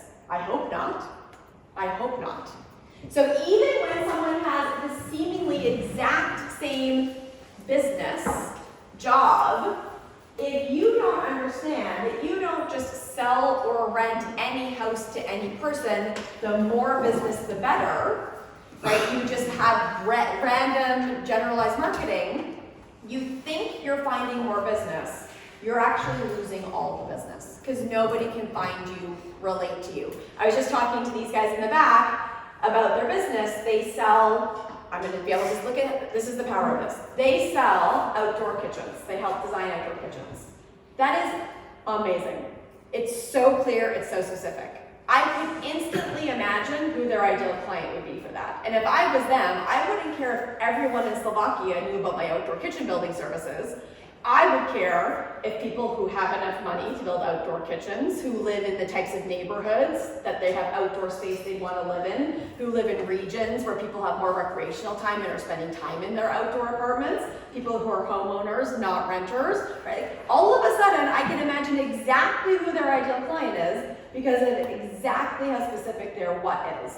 Now, if I was them, I'd be building a website that says, do you feel like this, right? Do you have a beautiful outdoor space that you want to spend more time in? Are you craving more free space in your life to host and gather the people you love? Is it time to upgrade your outdoor space so that you can enjoy your life? We will help you do that. Now, if I go to that website and I'm that person, I'm like, oh my God, this is perfect. Conversion rates will go up. They'll spend less time on sales calls. They'll make more money. The power of an ideal client is you know how to go find them better, and they find you faster, and your conversion rates go up dramatically. You spend significantly less amounts of time and money to make significantly higher number of sales. Does that make sense? Yeah? Okay. I've never seen it not be true.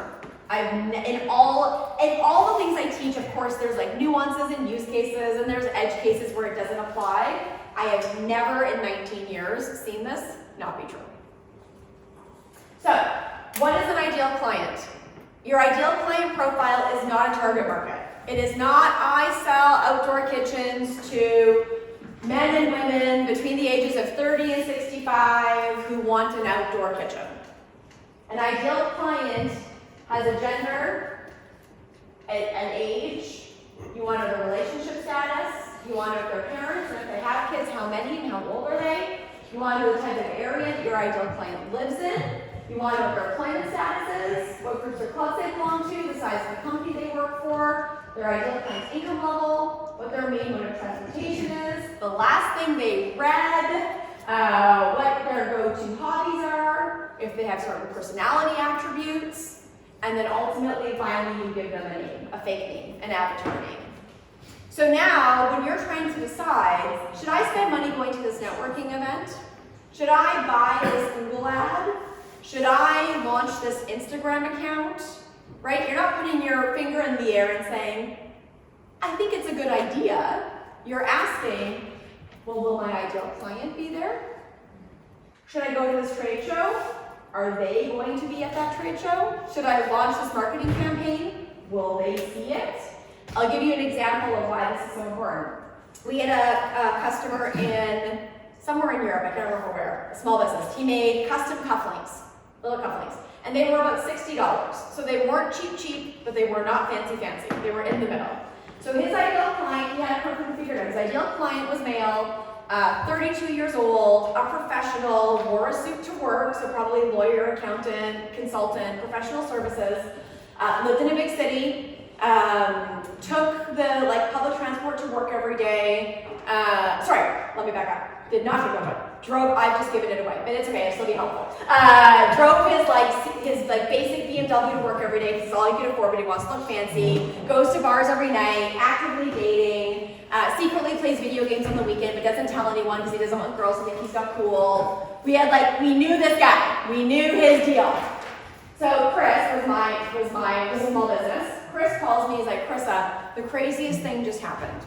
The city of Toronto is doing this thing where they want to support small businesses, so they'll give me $100,000 of advertising on the subway for only $10,000. It's like the most amazing deal. And I said, yeah, but Chris, your ideal client drives to work every day in his Series 1 little BMW because he can't afford a more fancy one. He doesn't take public transit. He's like, but Chrissa, 20 million people are going to see this ad. I'll get sales. I said, no, you won't, because your ideal client is not on the subway where the ads are going to be. And he's like, you're wrong. There's going to be so many people, you're wrong. I said, okay, I am telling you, don't spend the $10,000. It's a great opportunity, but not for you. It's a great opportunity whose ideal client takes the subway every day. So he spent the $10,000. 20 million people saw these ads. Ask me how many cufflinks he sold. Two pairs. He made $120 in exchange for his $10,000. Is it objectively a good deal for 20 million people to see your cool ads on the Toronto subway system and to pay $10,000 instead of $100,000? That is a good deal. It's a great deal. But it is a terrible decision for that small business owner because their ideal client is not there. So when small business owners are making choices about sales and marketing, they're typically making choices from an egocentric point of view. Well, do I like this? Is it a good deal? How many eyes will see it? All of that is irrelevant. Will your ideal client see it? Is it the best way to connect with them? Make sense? Okay? Now, I'm going to give you guys one more example of this, because this is probably one of the most important concepts that we've seen have dramatically shifted small business success. My friend, Canadian, this is very stereotypical, but she owns a speed skating school for young hockey players. So her customers are 14 to 16-year-old young men, boys, who want to go pro. They want to become pro hockey players. And so they go to her school, it's an after-school program, and they take skating classes, speed skating classes. So all of her marketing is all about becoming the highest performing athlete, making it to the pros, being the best, you can make it. And her business grew quite quickly and then it stalled out. And everything she had been using stopped working. And she couldn't figure it out. And she spent more money and more money and more time marketing and marketing and marketing. Ads, radios, sponsoring benches and rinks. Everything that should work. Everything that should work. On and on and on. And 3 years later, she had not grown at all. She had just capped out. Her growth, she was exactly the same. So we sat down and we went through her ideal client. Can anyone guess the problem? Once I get my screen back. What was going on for her? Why wasn't it working? Because the paying one was the parents. Does that 14-year-old boy pay for speed skating classes? No. Who's the ideal client? Which parent? The mom. The mom organizes the speed skating classes after school. Does the a mom get excited about her probably already cocky, high-performing hockey player son being a star, being the best, building a big ego, going to the pros? No. What does a mom care about? Build discipline. Be good. Have good character. Show up to the rink. Put your skates on. Keep going no matter what. So all she did, she went onto her website and all of her outbound marketing, and she changed it from be the best, make it the pros, and just changed the words to build strong character, skate fast, work hard, or something. And she doubled her business in 1 year. She started talking to her ideal client. Get it? Make sense?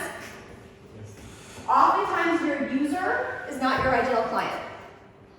Oftentimes you think you're growing your business by having lots of ideal clients, but you're actually distracting your ideal client. Right? Make sense? We think if we have more, we will make more. If you are sending complicated signals into the market, your conversion rates will be terrible. You will spend time and money finding new business, and it will not convert well. The last thing I'll say is, who do you think the most important person in your business is? What do you think?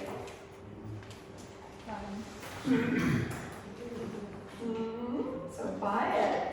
Bratislava was loud yesterday. Most people say me. I'm the most important person in my business. As the business owner, I need to optimize my behavior. I need to be the best I can be. No. It's your ideal client. It's not you. You are not the most important person in your business. The most important person in your business is your ideal client.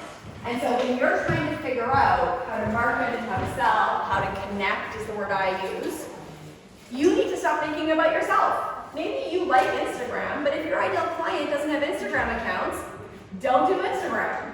Maybe you love networking events, but if your ideal client does not go to networking events, don't go to networking events. It's not about you. So when you start to think about designing the plan for how to grow your business, make more sales, first of all, you have to think about the world around you. What is happening in the world around you? If we think about a calendar year, Q4 would be October, November, December. What's going on in October, November, and December, right? Winter starts, Christmas comes, there's Jewish holidays, there's all sorts of things that are happening. Okay, so those are the key events. What is the impact of those key events on your ideal client? So I had an example of this where one of our Slapsters' ideal client was a corporate executive, and they decided that in their Q2, which was summer months like June, July, August, they were going to do what we call a hit list campaign, which I'll explain to you guys in a little bit, which is basically cold call sales. So they decided they were going to work up all their confidence, and they were going to do this thing they hated doing. They were going to call 100 corporate executives to pitch their services and see if they could close 10 deals in that quarter. Now, in June, July, and August, is the average corporate executive sitting at his desk waiting for his phone to ring? Where is that person? Where's Bob? That's guy's ideal client. Where's Bob in June, July, and August? Vacation, golf course, he's at his country club. So this poor soul didn't listen to any of these things, spent June, July, and August doing cold calls to these corporate executives, got 0 results. Said, look, Chris, that cold calling doesn't work. I worked so hard, it was hard. And I said, no, Bob is not in this office. It's the worst time ever to do cold calls. Of course it didn't work. You should have got a golf membership or joined the country club that all the Bobs are after this summer. That would have been a great idea. So he wasn't ever going to do it again. But then I got him to do the hit list again in Q3. The exact same thing. He called 100 executives. But they're actually back at work. September, October, November, those are big months for corporate executives. They're out there working, they're hustling. He got 23 meetings, he sold 4 deals. Same strategy, but at the right time. Thinking about the reality of his ideal client. Make sense? So without the clarity of who your ideal client is, and without developing an others-oriented point of view, you could be doing all the right things. Speaking to the wrong people, with your ads on the wrong transit systems, or just doing it in the wrong quarter and getting absolutely no results. Most people are doing the right things. It's not that hard to figure out what types of things to do to find new customers. But if we're not using the language that will connect with our ideal client, if we're not using the mediums that will connect with them because they're there, And if we're doing it at a time that does not make sense for their life and their rhythm, you're not going to get results from it. So small business owners chronically say, I work so hard, I spend so much time, I spend so much money, I cannot find more customers. I cannot make more sales. I need more sales and nothing is working.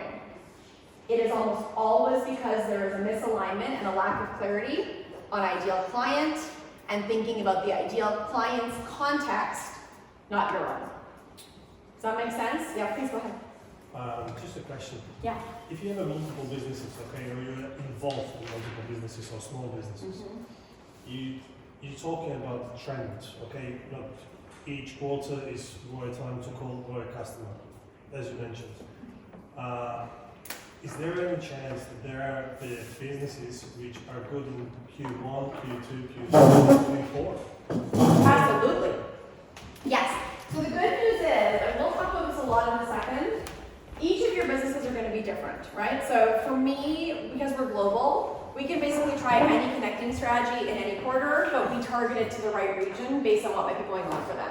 But yes, there's absolutely some businesses where there's a very clear what they do, there's a very clear ideal client, and there's kind of the right way to do that connecting every quarter.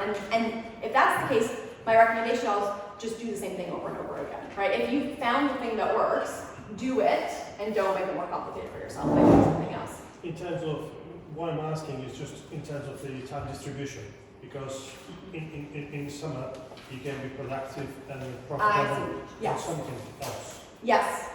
Yes. In terms of, in terms of complaining that the business doesn't go well, or Yes. at the level that you would expect. The reason we have you guys think about everything in quarters is that I don't believe 1 year goals should be broken into 4 equal quarters, right? If you're actually thinking about your ideal clients' rhythms and your own sales cycles, the world around us, like for example, if you're an accountant, what's the tax year end in Slovakia? When do you guys have to file your taxes? March. So January, February, March, Q1 for any accountant, they're slammed, I would assume, right? So for those small businesses who tell them to take a slap nap in Q1, they're going to spend all their energy on management, not growth. They just got to file all the taxes for everyone, right? I mean, that's all they can do. Then in Q2, no one wants to talk about taxes, right? So that's when they should be doing the types of connecting campaigns that are really indirect, building credibility, maybe doing loyalty, maybe doing thank you campaigns to all their customers they just filed taxes for to make sure they don't go to someone else next year. But by Q3, people are starting to get worried about taxes. So in Q3, you probably do an education quarter, you focus on events, you start educating people about things they can do to be tax ready, and then in Q4, you're doing hit list, right? You're trying to close as much business as you can because people are ready to make choices because tax season is coming. So that's the type of thinking you would do, but it would be every single one of you would have a different set of choices to make based on what you do, who your ideal client is, their rhythms, and your rhythms. But that's where you start to really design these quarterly strategies. Thank you. Step 2, you create a SLAT statement. So let me say this before let me go back over you guys. So as you think about this, on this sheet, what I want you guys to do, think of 3 people who are your ideal client. So they pay you for what you do, you enjoy working with them, they value your product and service, hopefully they've also referred other business to you, okay? And find, if you can, trends or patterns of those 3 people. In our software, we have people actually enter the profiles of 20 of their ideal clients, and we look for all the patterns, and we make a recommendation on what we think the perfect ideal client profile looks like. But what is almost always true is that when you start to look at patterns, not in your favorite clients, your ideal clients, don't get distracted by the most, don't get distracted by the ones that you love so much. They have to have all 4 of these things in common. Think of 3 of them. They often have similar demographic details. You often notice that they trend. I mentioned earlier that we have more female customers than male customers globally that use SLAT. But my ideal client is male. So my ideal client is a guy named James, my avatar. Why is that? Not because I'm a sexist person. I clearly am very dedicated to trying to figure out how to advance women and make sure women have equality. But from a pure profit as a skill point of view, when men are given the option to use our pay what you can policy, they always pay more, even when they have the same revenue. And our female customers take 60% more time to support than our male customers, because we do a lot of human interventions in our program, which means they're far less profitable. That's, in my opinion, not women's fault. It's because of society and socialization and how we've been created, and that's a whole long debate that I'd love to have at another time. But from a business point of view, it is undeniable.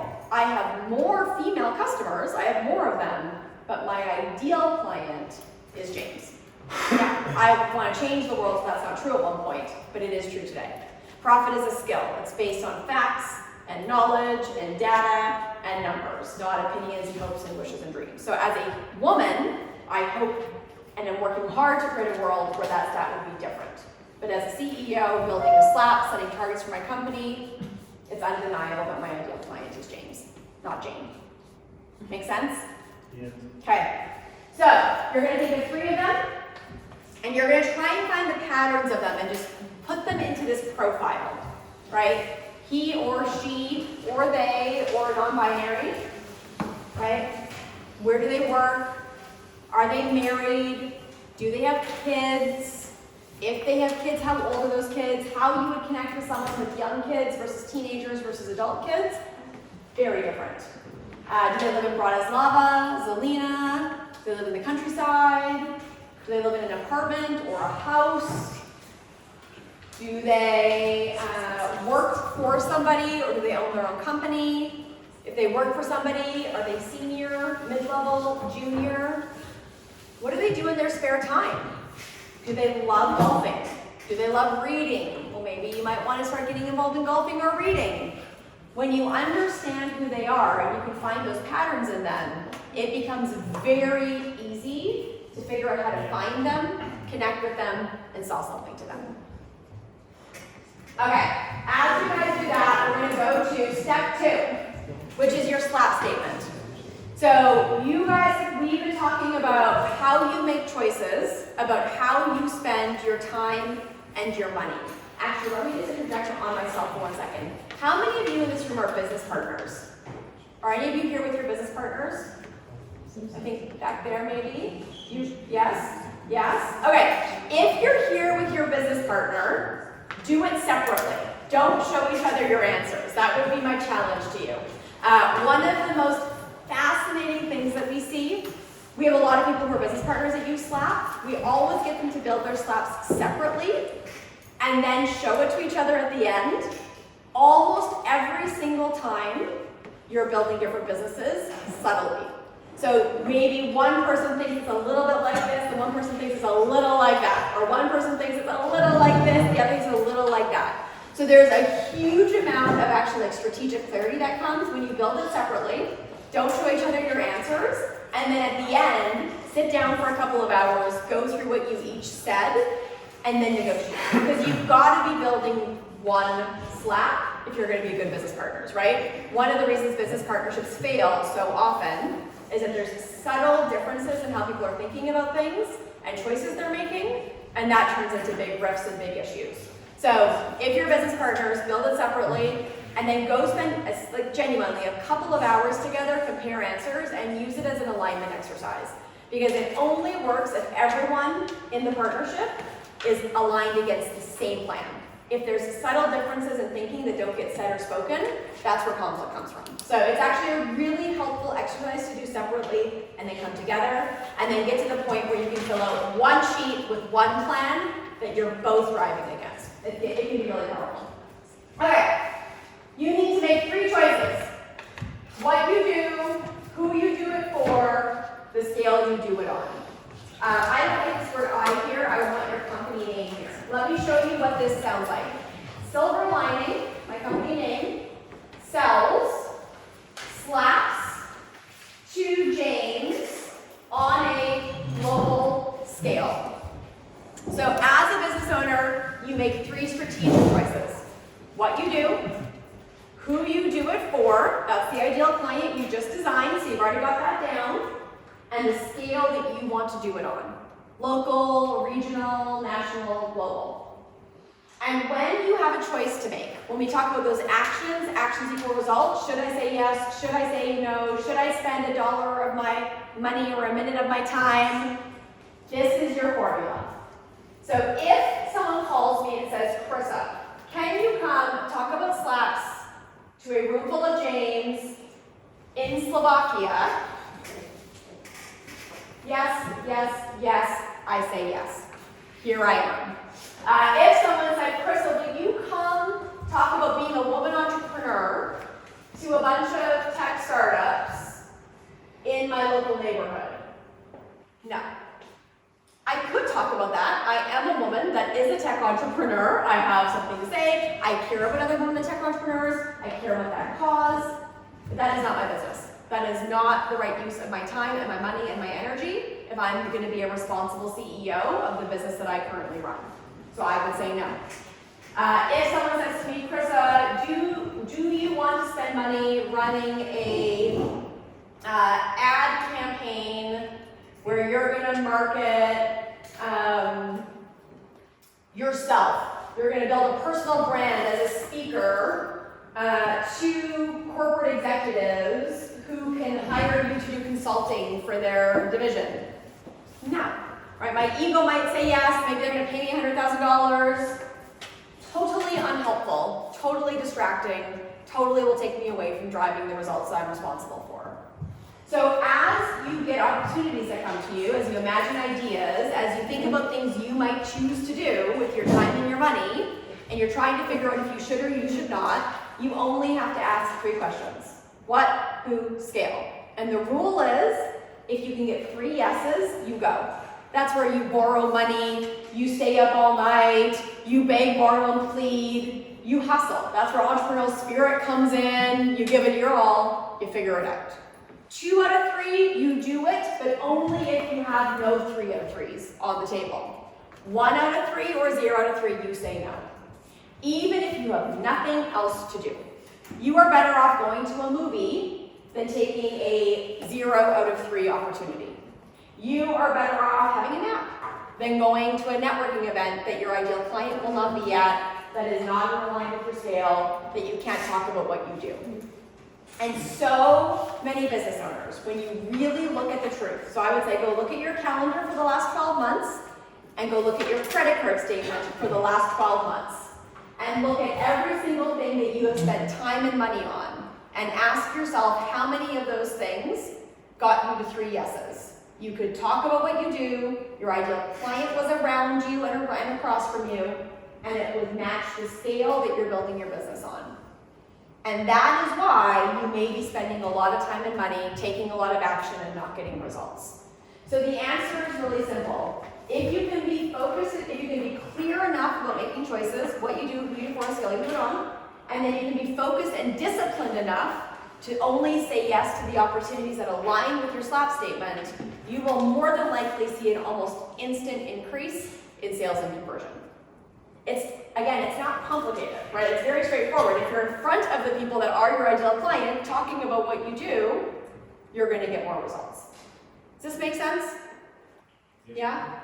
Okay. The other thing I'll just say really quickly here, your what, keep it simple. If you can't say what you do in 3 or less words, you've complicated it. That's why I love this example. We build outdoor kitchens. Fabulous, right? So their SLAP statement would probably sound something like, we build outdoor kitchens for Sue on a national scale. I don't know what the scale is. Great. So now they can make quick strategic decisions all day long, every single day, about what to say yes to and what to say no to. Yes?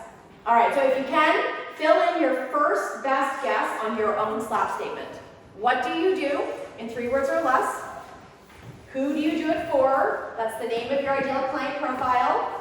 And what is the scale you do it on? Local, national, regional, global. Okay, let's stand up and sit down. Just energy, it's 3 hours is a long time. We'll stand up, shake for 1 second, and sit back down. And we're going to put money very all right. Now sit down. We got work to do. Yeah. Okay. So now we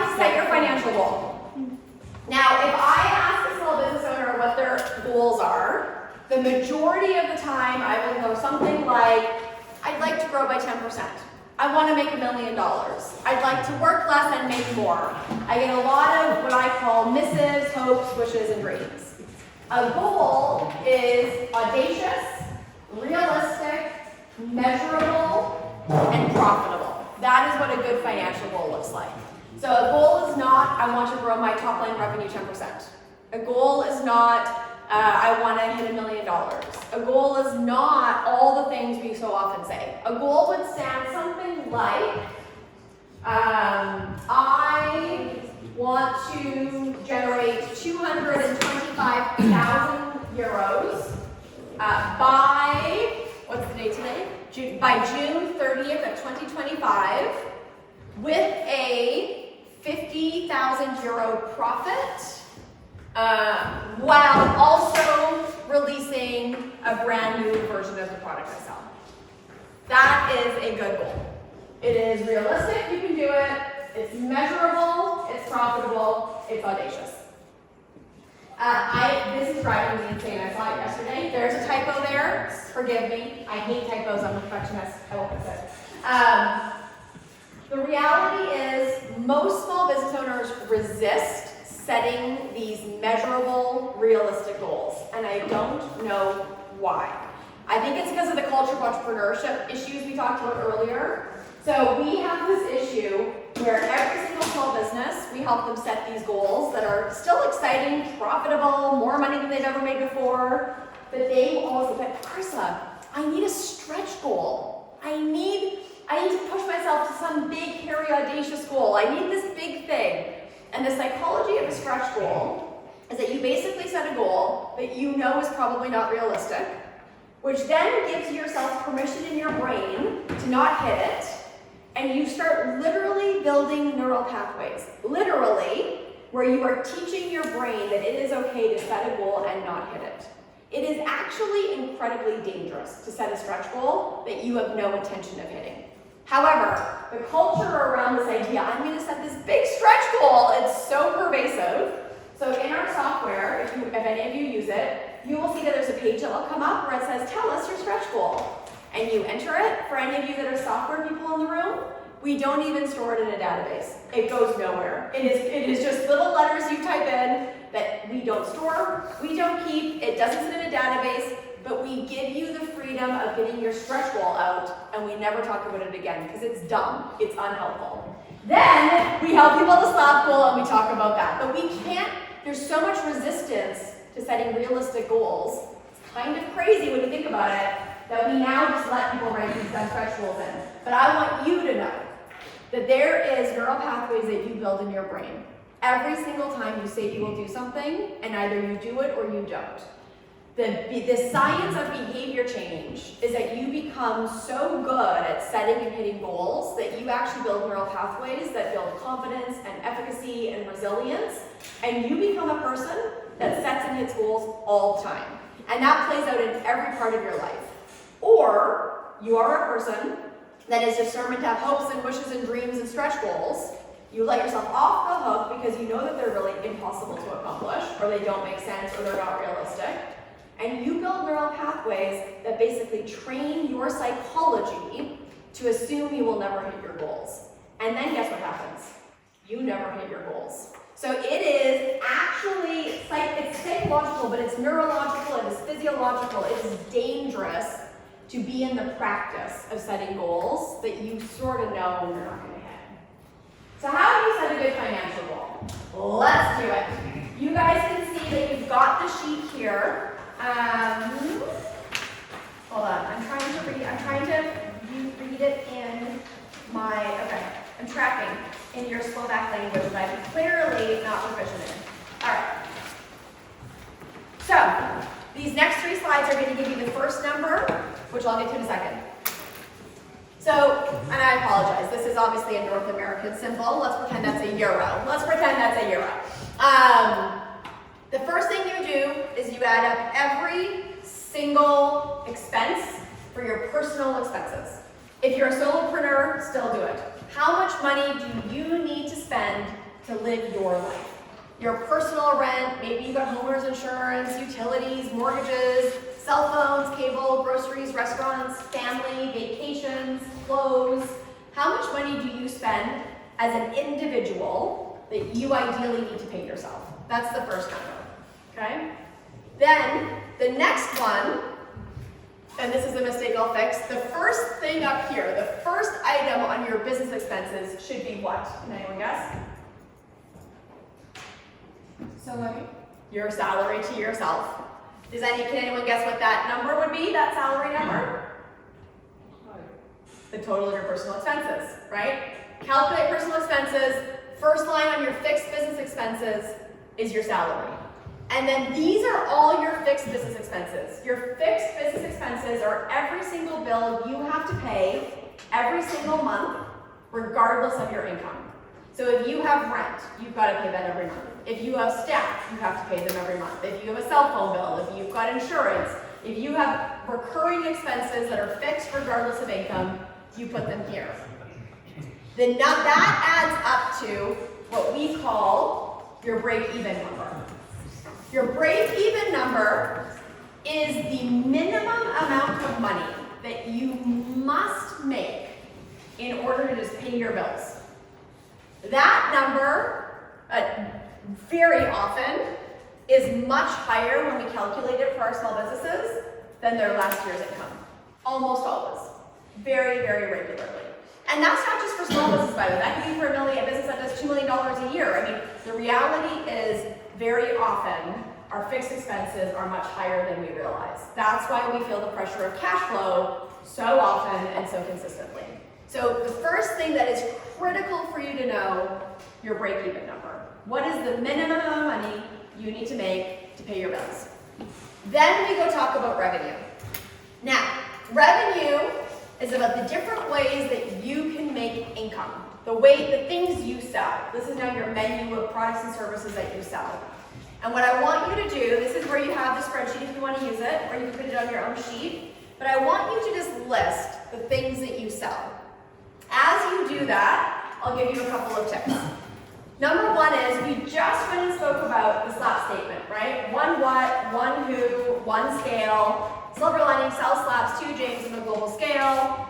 Outdoor Kitchen Company sells outdoor kitchens to Sue on a national scale. What happens when we try to think about revenue streams is that people try to do a lot of different things down in here. So maybe they say, yes, we sell outdoor kitchens. But then in their desperation to make money, they start selling outdoor kitchens, but also all the barbecues and also all the furniture and maybe then indoor kitchens. And then, oh, this person really loves our design services. Can we do their whole home and be interior design? Sure, we'll do interior design services. And all of a sudden, scope creep happens because opportunity is presented and or we feel desperate for new revenue. The trick to really high-performing businesses that can grow really efficiently is that each of your income streams are a way that you do what you do, right? So I sell slabs, that's what I do. Now, how do I sell slabs? What are the revenue streams at Silver Lining? We have our software, we have a partnership model where economic development agencies, governments, and financial institutions buy our software in bulk for small businesses in their communities. We have 3 online courses where we teach SLAP courses, but it's a small amount people pay. And I speak quite a bit, but decreasingly so because I've become too busy. And people pay for me to speak. That's it. We sell SLAP in 4 ways. We have 4 income streams, but they're not 4 different things. They're 4 ways that we sell SLAP. So in an ideal business, your income streams are just different ways that you sell what you sell. They are how you sell what you sell. And great businesses have 3 to 5 income streams. Less than 3, you're a little too dependent on one specific thing. More than 5, you're probably being scattered and unorganized and inefficient. Great businesses have 3 to 5. So if you're a graphic designer, if you have a graphic design company, what do you do? We sell graphic design to Joe on a national scale.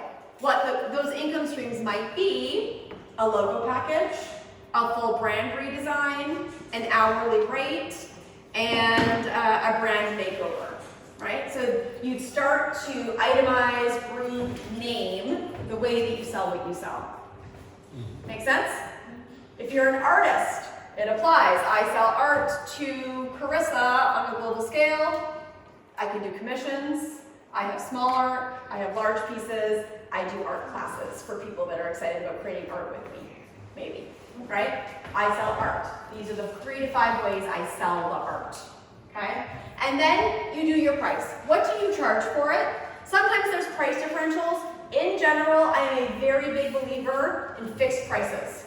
If you have to quote a price every time you're doing business, it is a painful way to grow a business. So even if you're a consultant, even if you do services, even if you've got different types of art, I love art. I'm a very big art advocate, so I happen to help a lot of artists build their slabs personally because I just believe in them. And they were trying to figure out every single piece of art, they put a different price on it. They spent more time trying to price their art than do their art. It was the most crazy thing I'd ever seen. And I was like, why don't we just standardize it? If it's a canvas this size, it's this much. If it's a canvas this size, it's this much. Because you probably spend about roughly the same amount. And if one piece of art calls to you and you spend 27 hours extra on it, then we can have a special price for like, you know, I think the artist's name was Catherine. So then the third thing is like Catherine's favorite pieces that we had it. So 3 income streams. Canvases of this size, canvases of this size, Catherine's like favorite pieces that she would put into a higher bracket if she thought it was excellent. And so now she had 3 income streams and off she went. She only had to buy 2 sizes of canvases now, not 47. She didn't have to like negotiate with every single person about why this art was worth more than this art. She could create more and feel more freedom in also selling it. And it didn't compromise her values, but it organized her pricing. There's a huge amount of opportunity in standardizing and getting pricing right. The other thing I'll just tell you, this is global, this is a global stat. In general, we estimate that small businesses underprice themselves by about 25%. We think that our whole community of small business owners could increase their prices by 25%, and no one would even notice. It would not mean that no one bought from them anymore. It would just get them to a more reasonable price. Small business owners chronically underprice. So if you want to know the quickest way to make more money, increase your prices. You can do the exact same amount of work and make more money instantly. It's very effective. If you don't believe me and you're a little bit scared, increase your prices by 5% tomorrow. Just 5% across the board. See what happens. Nothing will happen. And you'll have 5% more income. Then we have to remember that even though you sell these things, you don't keep all the money, right? If I sell a piece of art for $100, I don't get to apply $100 to my break-even number. I have to account for materials, time, shipping, expenses. So maybe the canvas costs $5, maybe the paint costs $3, maybe the shipping costs $20. I've now spent $28 to make 100. So I didn't make 100, I made 72, right? So variable expenses are a huge factor. So for every one of your income streams, you would write down how much money does it cost you to deliver that thing you did, right? If you own a cleaning company, every time someone hires you and you charge $200 to go clean a commercial building, you don't make $200 because you probably have to pay an hourly rate to the cleaners of, $50. So you make $150. You've got a 75% profit margin. You don't keep it all. So in this spread between what you charge and what your expenses are, your variable expenses, these are not your fixed expenses, these are your variable expenses. The expenses you incur when you make the sale and you have to deliver on it, you get your profit margin. Your profit margin, your break-even number, is the most important number I've shown you so far, followed very, very shortly by your profit margin. Your profit margin is one of the most important numbers in your business. And not profit margin for the whole business, profit margin for each income stream. I don't recommend you build a business with an income stream that has a profit margin of less than 60%. So I'll say that one more time. I want your business business to have one what? I sell slaps, I sell outdoor kitchens, I sell art. I want it to have 3 to 5 income streams. The way, how you sell what you do. I want you to increase your prices, but it's because of this, right? Have a realistic view of your expenses and calculate the profit margin on each of your income streams. And I don't want you to build a business with an income stream where a profit margin is less than 60%. So that doesn't mean you shut your business down. That means you cut the income stream and you find a new one. You innovate, you create, or you increase your prices and or negotiate with your vendors and your suppliers on decreasing your variable expenses to get to the point where your income stream is 60% profit or higher. Make sense? You guys see it? You have finite time and money, but it becomes so much more efficient if you can sell things more efficiently because you're organized in what you do. You have a limited number of things you do so you can do them well. And each of those things has a profit margin that's healthy enough that even when you sell it, you have got enough money to apply to your break even, cover your fixed expenses, live a great life. Yes? Okay. Then, we're not done yet. Let's say you've got your 3 to 5 income streams. All of their profit margins are 60% or higher. You've got a price point you sell it at. You've negotiated your variable expenses to contain your costs. You feel good about your margin. Now you decide what percentage of your total revenue you want each of your income streams to generate for you. So I might decide that my subscription business is by far my healthiest business, right? When small businesses sign up for Slap Direct one by one, it's just a good, healthy business.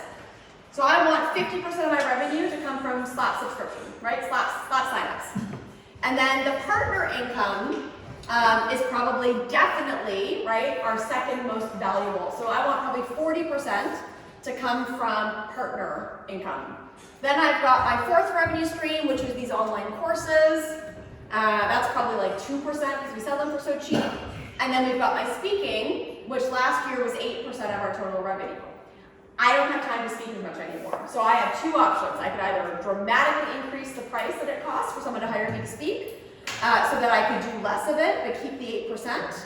Or I could say, you know what, the business's next move needs to be less reliant on me. Let's bring that down to 0% or 1%, and let's put more effort into our primary revenue streams, and let's sell more out there. So that's what we did. So last year we actually took me speaking to 0. We cut it. We were like, it's not the best use of our CEO. Cut it from the thing. We don't want to have any financial accountability to selling versus speaking. So we cut it from the stream, and we put it all up here. So what does that do? That reallocates the entire company's orientation, energy, focus, discipline to saying, let's spend the time and money we have in the company to selling income stream 1, because it's 58% of our revenue that we want to hit through that income stream. So when you start to allocate what percentage of your revenue comes from each income stream, it gives you and your team, if you have one, strategic direction. This is the priority in sales, this is secondary. Push time and money and choice against that. Does that make sense? So this is what a good goal looks like. By December 31st, I will sell $1 million in revenue with $250,000 in profit. In order to do that, I will sell 65 units of income stream 1 at $3,600 and 4 units of income stream 2 at $3,500. By growing my business, I'm able to provide for my family value, and I am committed to creating an amazing vacation experience for them this year. That's a goal. A goal is not, I want to grow by 10%. Comments, questions, or thoughts about this whole section of the goal? This guy's stressed. How about everybody else? Yeah. Any questions? Are we tired? Are we contemplating? Are we nervous? Are we worried? Are we excited? What are we? Overwhelmed? Overwhelmed? Because? It's too much. I'm a highly sensitive person and it's just too much for me. It's too much for you? Because of the pace or because of the content? Pace, more probably. Yeah. Because of the work ahead of you.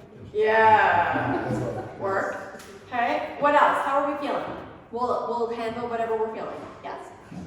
Oh, I thought you put your pen up to talk. Do you want to? You're good. Okay. How many of you feel like you tracked? Meaning you could take this with the slides and set a 1-year goal. Calculate a 1-year goal. Yeah? Okay. Good. So my encouragement to you would be, especially if you feel overwhelmed, which is totally reasonable, makes a lot of sense to me. The point of all of this is, if you do it a couple of times, right, if you go through it, if you put the numbers down, it gets to the point where your business is incredibly, incredibly simple. So like I said earlier, we as humans, we are very complicated. Business is very simple.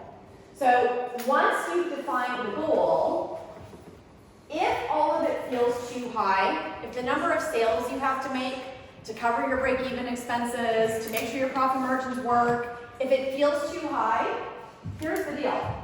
You only need to learn how to do 2 things to be very savvy as a business owner.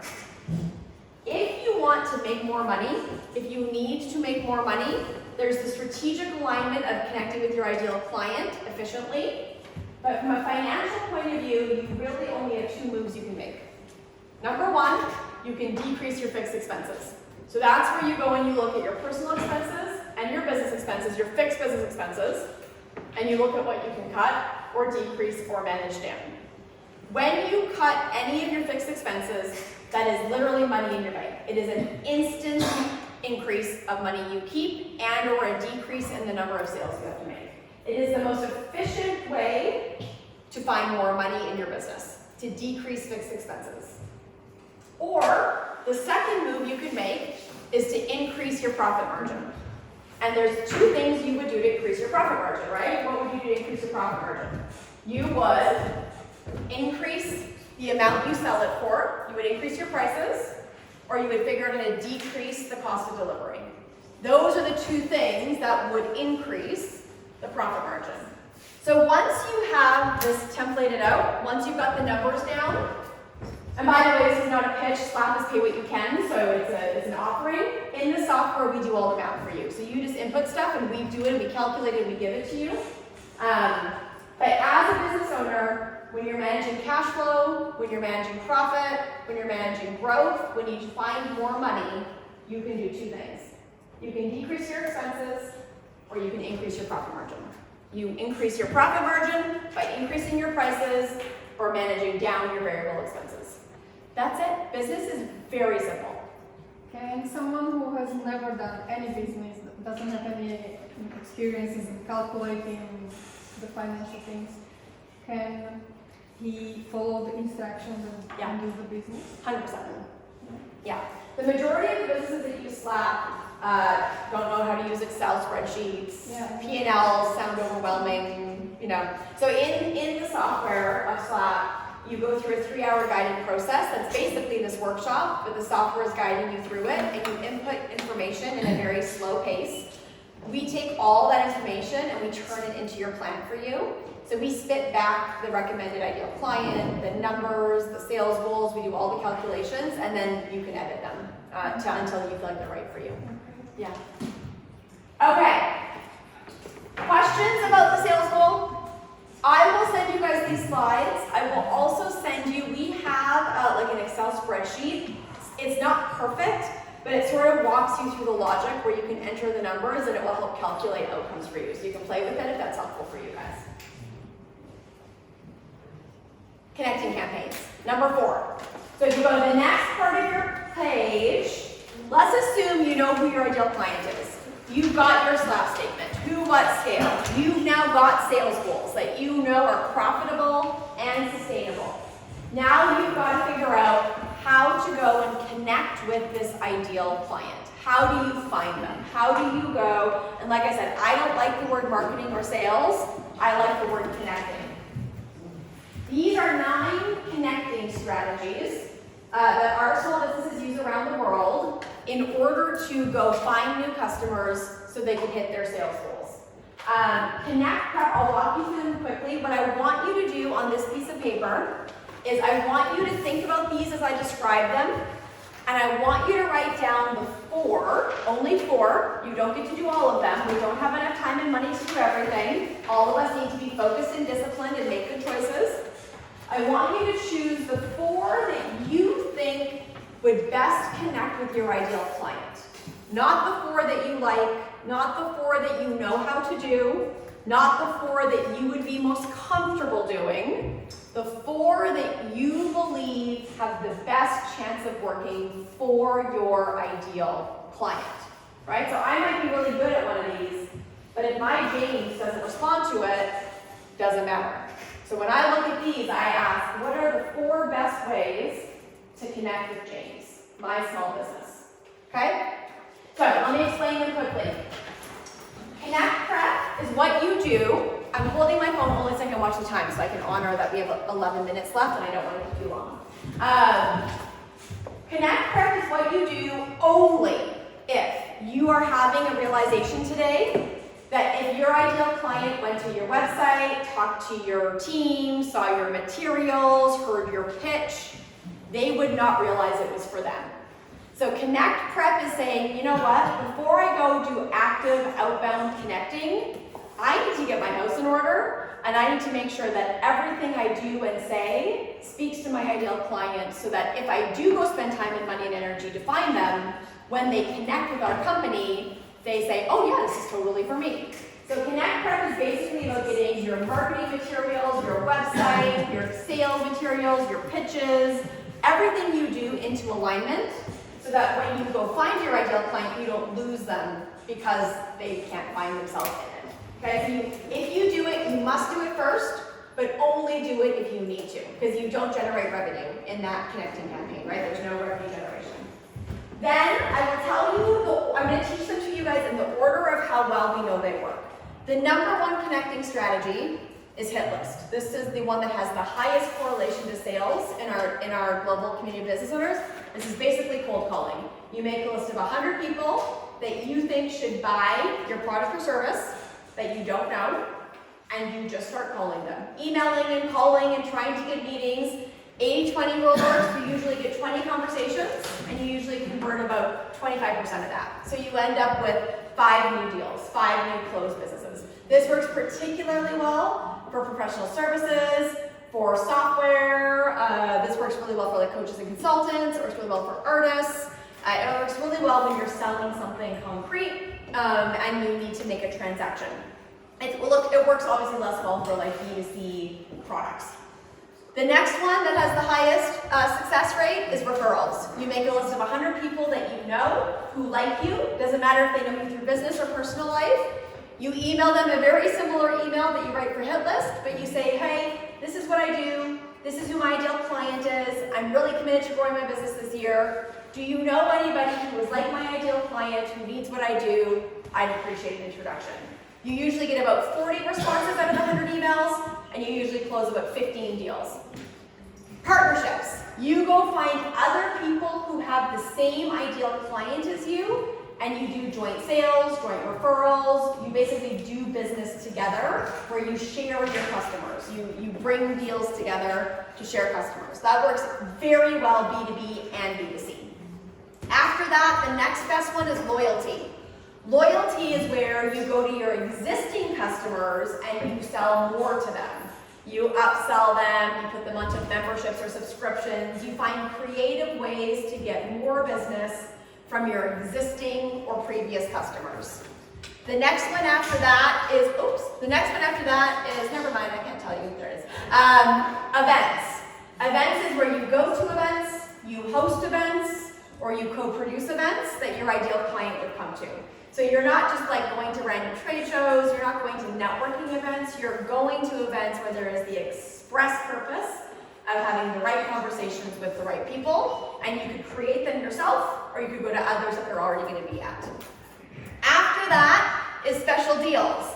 Special deals is where you create some sort of an incentive that is value added. It's not a discount. Discounts signal to your customer, B2B or B2C, that you're not that good, and so they can get you at a discount.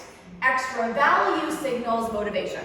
So a special deal is an incentive to close a transaction, close a sale, by a certain date, and if they bonus, something better. That works particularly well if you've got a pipeline of customers, or maybe you've got a really strong social media following, maybe you've been in long negotiations with a bunch of people, and you do a 1 quarter special deal to just try and push stuff across the finish line. It's very good for pushing transactions to close if you've got some existing activity. After that is online connecting. Online connecting is anything you would do digitally to connect with your ideal client. Social media, virtual events, webinars. Basically, online connecting looks and feels a lot like events, but just digital, right? So it's not like you create a social media account to just post random stuff and yell into a room, but you're trying to figure out how to connect with people digitally, right? That's why I always say, I don't like talking about social media. I like thinking about connecting with people online. Yes, and you might use Instagram or TikTok for that, but the point is not social media. The point is to connect online. And last but not least is media. Media is when you're either the expert in the news or you are the story, right? So you pitch the media, they write about you, or you pitch the media and you write about your expertise. Media is great for reputation and credibility. It's great to put a logo on your website. It matters more to some ideal clients than others, right? So if you have an ideal client where your reputation really matters, then I would probably move media up in your priority. If it's just sort of like fun, probably less. But media, it can be incredibly powerful if you do something very niche, like I'm thinking again about the outdoor kitchens. I could see how trying to get articles that you write or that are written about you in like home magazines, right? Like very, very niche media. In general, niche media, if you have a specific niche in a specific industry, that can work very well, much more so than like trying to get featured on the morning news at the Slovakia federal TV station. So it depends on your mission and your mandate, but again, what you're going to do is take this list of 9, and you're going to write down the 4 that you believe would work best for your ideal client. And the question, the way to frame it is, where is my ideal client? Is my ideal client behind a computer all the time, and I can reach out and try and sell them something? Is my ideal client probably going to be persuaded when one of our mutual friends calls them and asks me to do something, right? Is my ideal client reading and watching the news nonstop? Is my ideal client on Instagram and TikTok all day long? Is my ideal client really close to buying something from me, but they need some sort of perk to like get them across the finish line? Does my ideal client love going to events? Are they at events all the time? It doesn't matter what you like. It matters where they are. Where are they, right? Between these 4 things, where are they? That is where you need to be. That is the strategies you need to deploy. So you write down the top 4, and then as we're talking, and I'm going to wrap up here, but as we're talking, and just as you're sitting here thinking, I would challenge you to start to write down just ideas you think you could do in the context and the current moment of clarity you have. You know who your ideal client is. You know what you do. You might even have written down the types of things that you want to sell, your income streams. And now you've got context for which of these connecting strategies you think would probably work best. So now just start to type in, right? Write in, what are exact ideas of things you might want to do? So let's say you chose events. And as you're thinking events, you're thinking, oh, there's these 2 events that happen in Slovakia. I've got to make sure I go to them. Write those 2 things down. Maybe you wrote down online connecting and your realization is that your ideal client is a young mom. She's always worried about her kids' teeth. And she spends all of her time getting like referrals from her friends. Referrals, right? Oh, and I've got these 5 customers that are my best referrers. I'm gonna write down their names and like really leverage those relationships, right? So you start to write down whatever clarity you have and start to actually get to the point. My challenge to you would be, whether it's today or in the next 24 hours, try to get to clarity of 5 tangible actions you will take connected to each of these 4 connecting campaigns, these connecting strategies, and then we have to do them. So, on the topic of doing that, this is the big picture.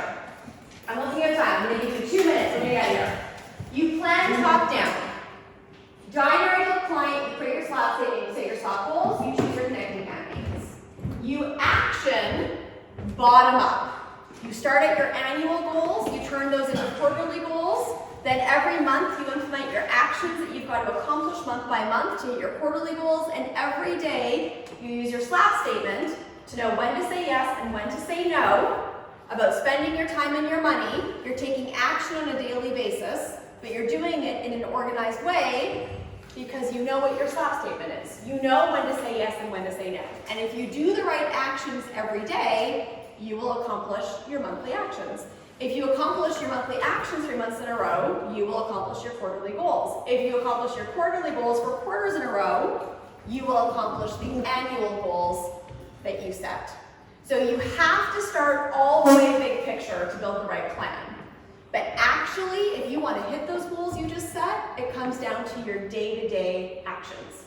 Every single time you decide to spend 1 minute or $1. Every single thing you choose to say yes or no to. So if you want to hit your big goals and live your big SLAP statement and make the impact you want to have on the world, what you do with the next minute and dollar is consequential. So, last, mindset is a muscle. Even if you have the right plan, it's critical to build a strong mindset muscle so that you can optimize your actions. The big idea with mindset is that, and I'm just going to say it here, the base of all high performance is a strong mindset. And that mindset has to be practiced every day, and it has to be optimized with all of the habits that we teach you in SLAP. I don't have time to do them today, but I will. But if you operate from a strong mindset, then you can take the right actions consistently. From a strong mindset, which by the way, remember action frenzy and planning paralysis? The opposite of that is a strong mindset. So instead of being in action frenzy and planning paralysis, getting stuck, being busy, overwhelmed, losing passion, wanting to quit, you have a strong mindset, so you make the right choices about where to spend your time and your money and energy to maximize your results. When you take the right actions consistently, you close sales. And when you close sales in alignment in the way that we've talked about today, you live out that silver standard. You hit your SLAP goals and you're the owner of a profitable and a sustainable business where you operate from a strong and well mindset and you make a positive impact. Success is science. Last finale, none of us were meant to do life alone. Behavior change science gives us a formula for what we need to succeed. Even if you set the perfect plan, you probably won't implement it, right? How many of us set fabulous New Year's resolutions, don't do them? All these big things we're gonna do. This is science. This is the stages of behavior change. Pre-contemplation, contemplation, preparation, action, maintenance, and relapse. If you're here, you're in preparation. You're experimenting with small pieces of behavior change. Oh, that of course sounds interesting. Maybe I could do something differently to get a different result. Okay. Action is where you make definitive changes. You go home, you finish the plan. Maybe you sign up for SLAP, you do something else to get structure and support. You make a definitive change. What I want you guys to know is the science literally accounts for two things that are guaranteed to happen. Just because we take action, we then have to maintain that new behavior, right? I do push-ups every day for 6 months, I get a six-pack. Great. I stop doing push-ups, the six-pack goes. Unless I do unless I do push-ups for the rest of my life, I will not have a six-pack for the rest of my life. Maintenance is the most boring, horrifically uninspiring, unbelievably necessary stage of behavior change. It is kind of fun and exciting to get to action. Yeah, I'm gonna do a thing. Motivation can often get us to action. Motivation does not get us through maintenance. Deep commitment gets us through maintenance. Commitment is a choice. And it's gotta be based in values, contribution, something bigger than ourselves. And even then, relapse is expected, which is a full or partial return to previous behaviors, often accompanied by self-hate, negative feelings, feeling like a loser, I can't believe I was so successful, how am I doing this so badly again, oh my God, I'm such a failure, which all of us can recognize. Relapse, this is just an interesting stat, we have so SLAPsters set annual goals, and then we give them structure and support to hit them. And we have the lowest annual renewal rate with people who hit the goals they set. Isn't that crazy? Because they think they've got it all figured out. I have my six-pack. I succeeded. what happens when they take all the structure and support away? They don't succeed the next year, they come back, their business has gone backwards. Relapse is insane, and it's because people don't take maintenance seriously. They get overconfident when they get quick wins. They see the success, feel really good, ego takes over. We lose the structure and support that got us those successes. We don't think we don't need it anymore. We think we got it all figured out. We don't maintain. Relapse is guaranteed. This is what science says all of us need, every human. We use the same science as, like I said, AA, Weight Watchers, Fitbits. Starts with commitment. You set modest goals. The science actually uses the word modest, which I think is interesting. We call it SLAP goals. You rigorously track your behavior. You then build those neural pathways that say, oh my God, I can do this. That turns into building actual habits. Success is a habit. It's not something mystical. You need outside coaching and you need a peer community. All of those things have to be at play at the same time, consistently, sustainably, forever, to be a high performer forever. This is how SLAP works. I'll go through it quickly. It's SaaS-based. Those connecting campaigns I showed you guys, we have over 250 campaigns that we've designed in each of these 9 categories that basically teach you how to do it. And we put the training videos, step-by-step actions, and promo codes to use different tools. So let's say you want to set up Google Analytics, there's a campaign for that. Let's say you want to do pitch the media, there's a campaign for that. So when you have a SLAP, we're trying to make it as simple, fast, and easy as possible to build action plans that are really robust, even if you don't have the skill to do it. We have a team of incredible SLAP experts that are available 24/7 on all devices and everything you can imagine. And every SLAPster has unlimited human support. One of the crazy data points we have is that we did about 1 million Zoom minutes in the last 6 months. We've been on phones with small businesses around the world, over 1 million minutes in the last 6 months. 7% of those minutes were because a small business owner asked for help. 93% was because we have 287 data points that we're looking at on every business at all times. We're running 185 algorithms looking for patterns in behavior, good behavior and bad behavior. And when we see a trend in behavior that we want to reinforce or we want to intervene on and shift, we try with tech nudges. If we can't move the behavior with technology, we assign a ticket to one of our humans. A human reaches out to the business and they can't close the ticket till they've moved the behavior.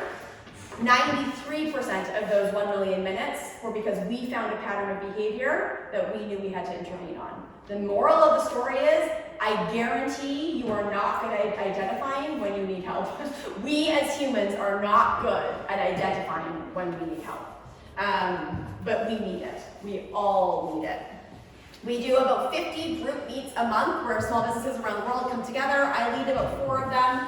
Other really highly successful entrepreneurs lead the others, but we do topic-specific training and learning. We have a Connect tool where it's an it's based on an algorithm we've designed. But we connect our small business owners to buy from each other, do business with each other, support each other, help each other around the world. And then we have access. We are now underwriting loans based 100% on our own SLAP behavioral data. So we'll give small business owners a loan.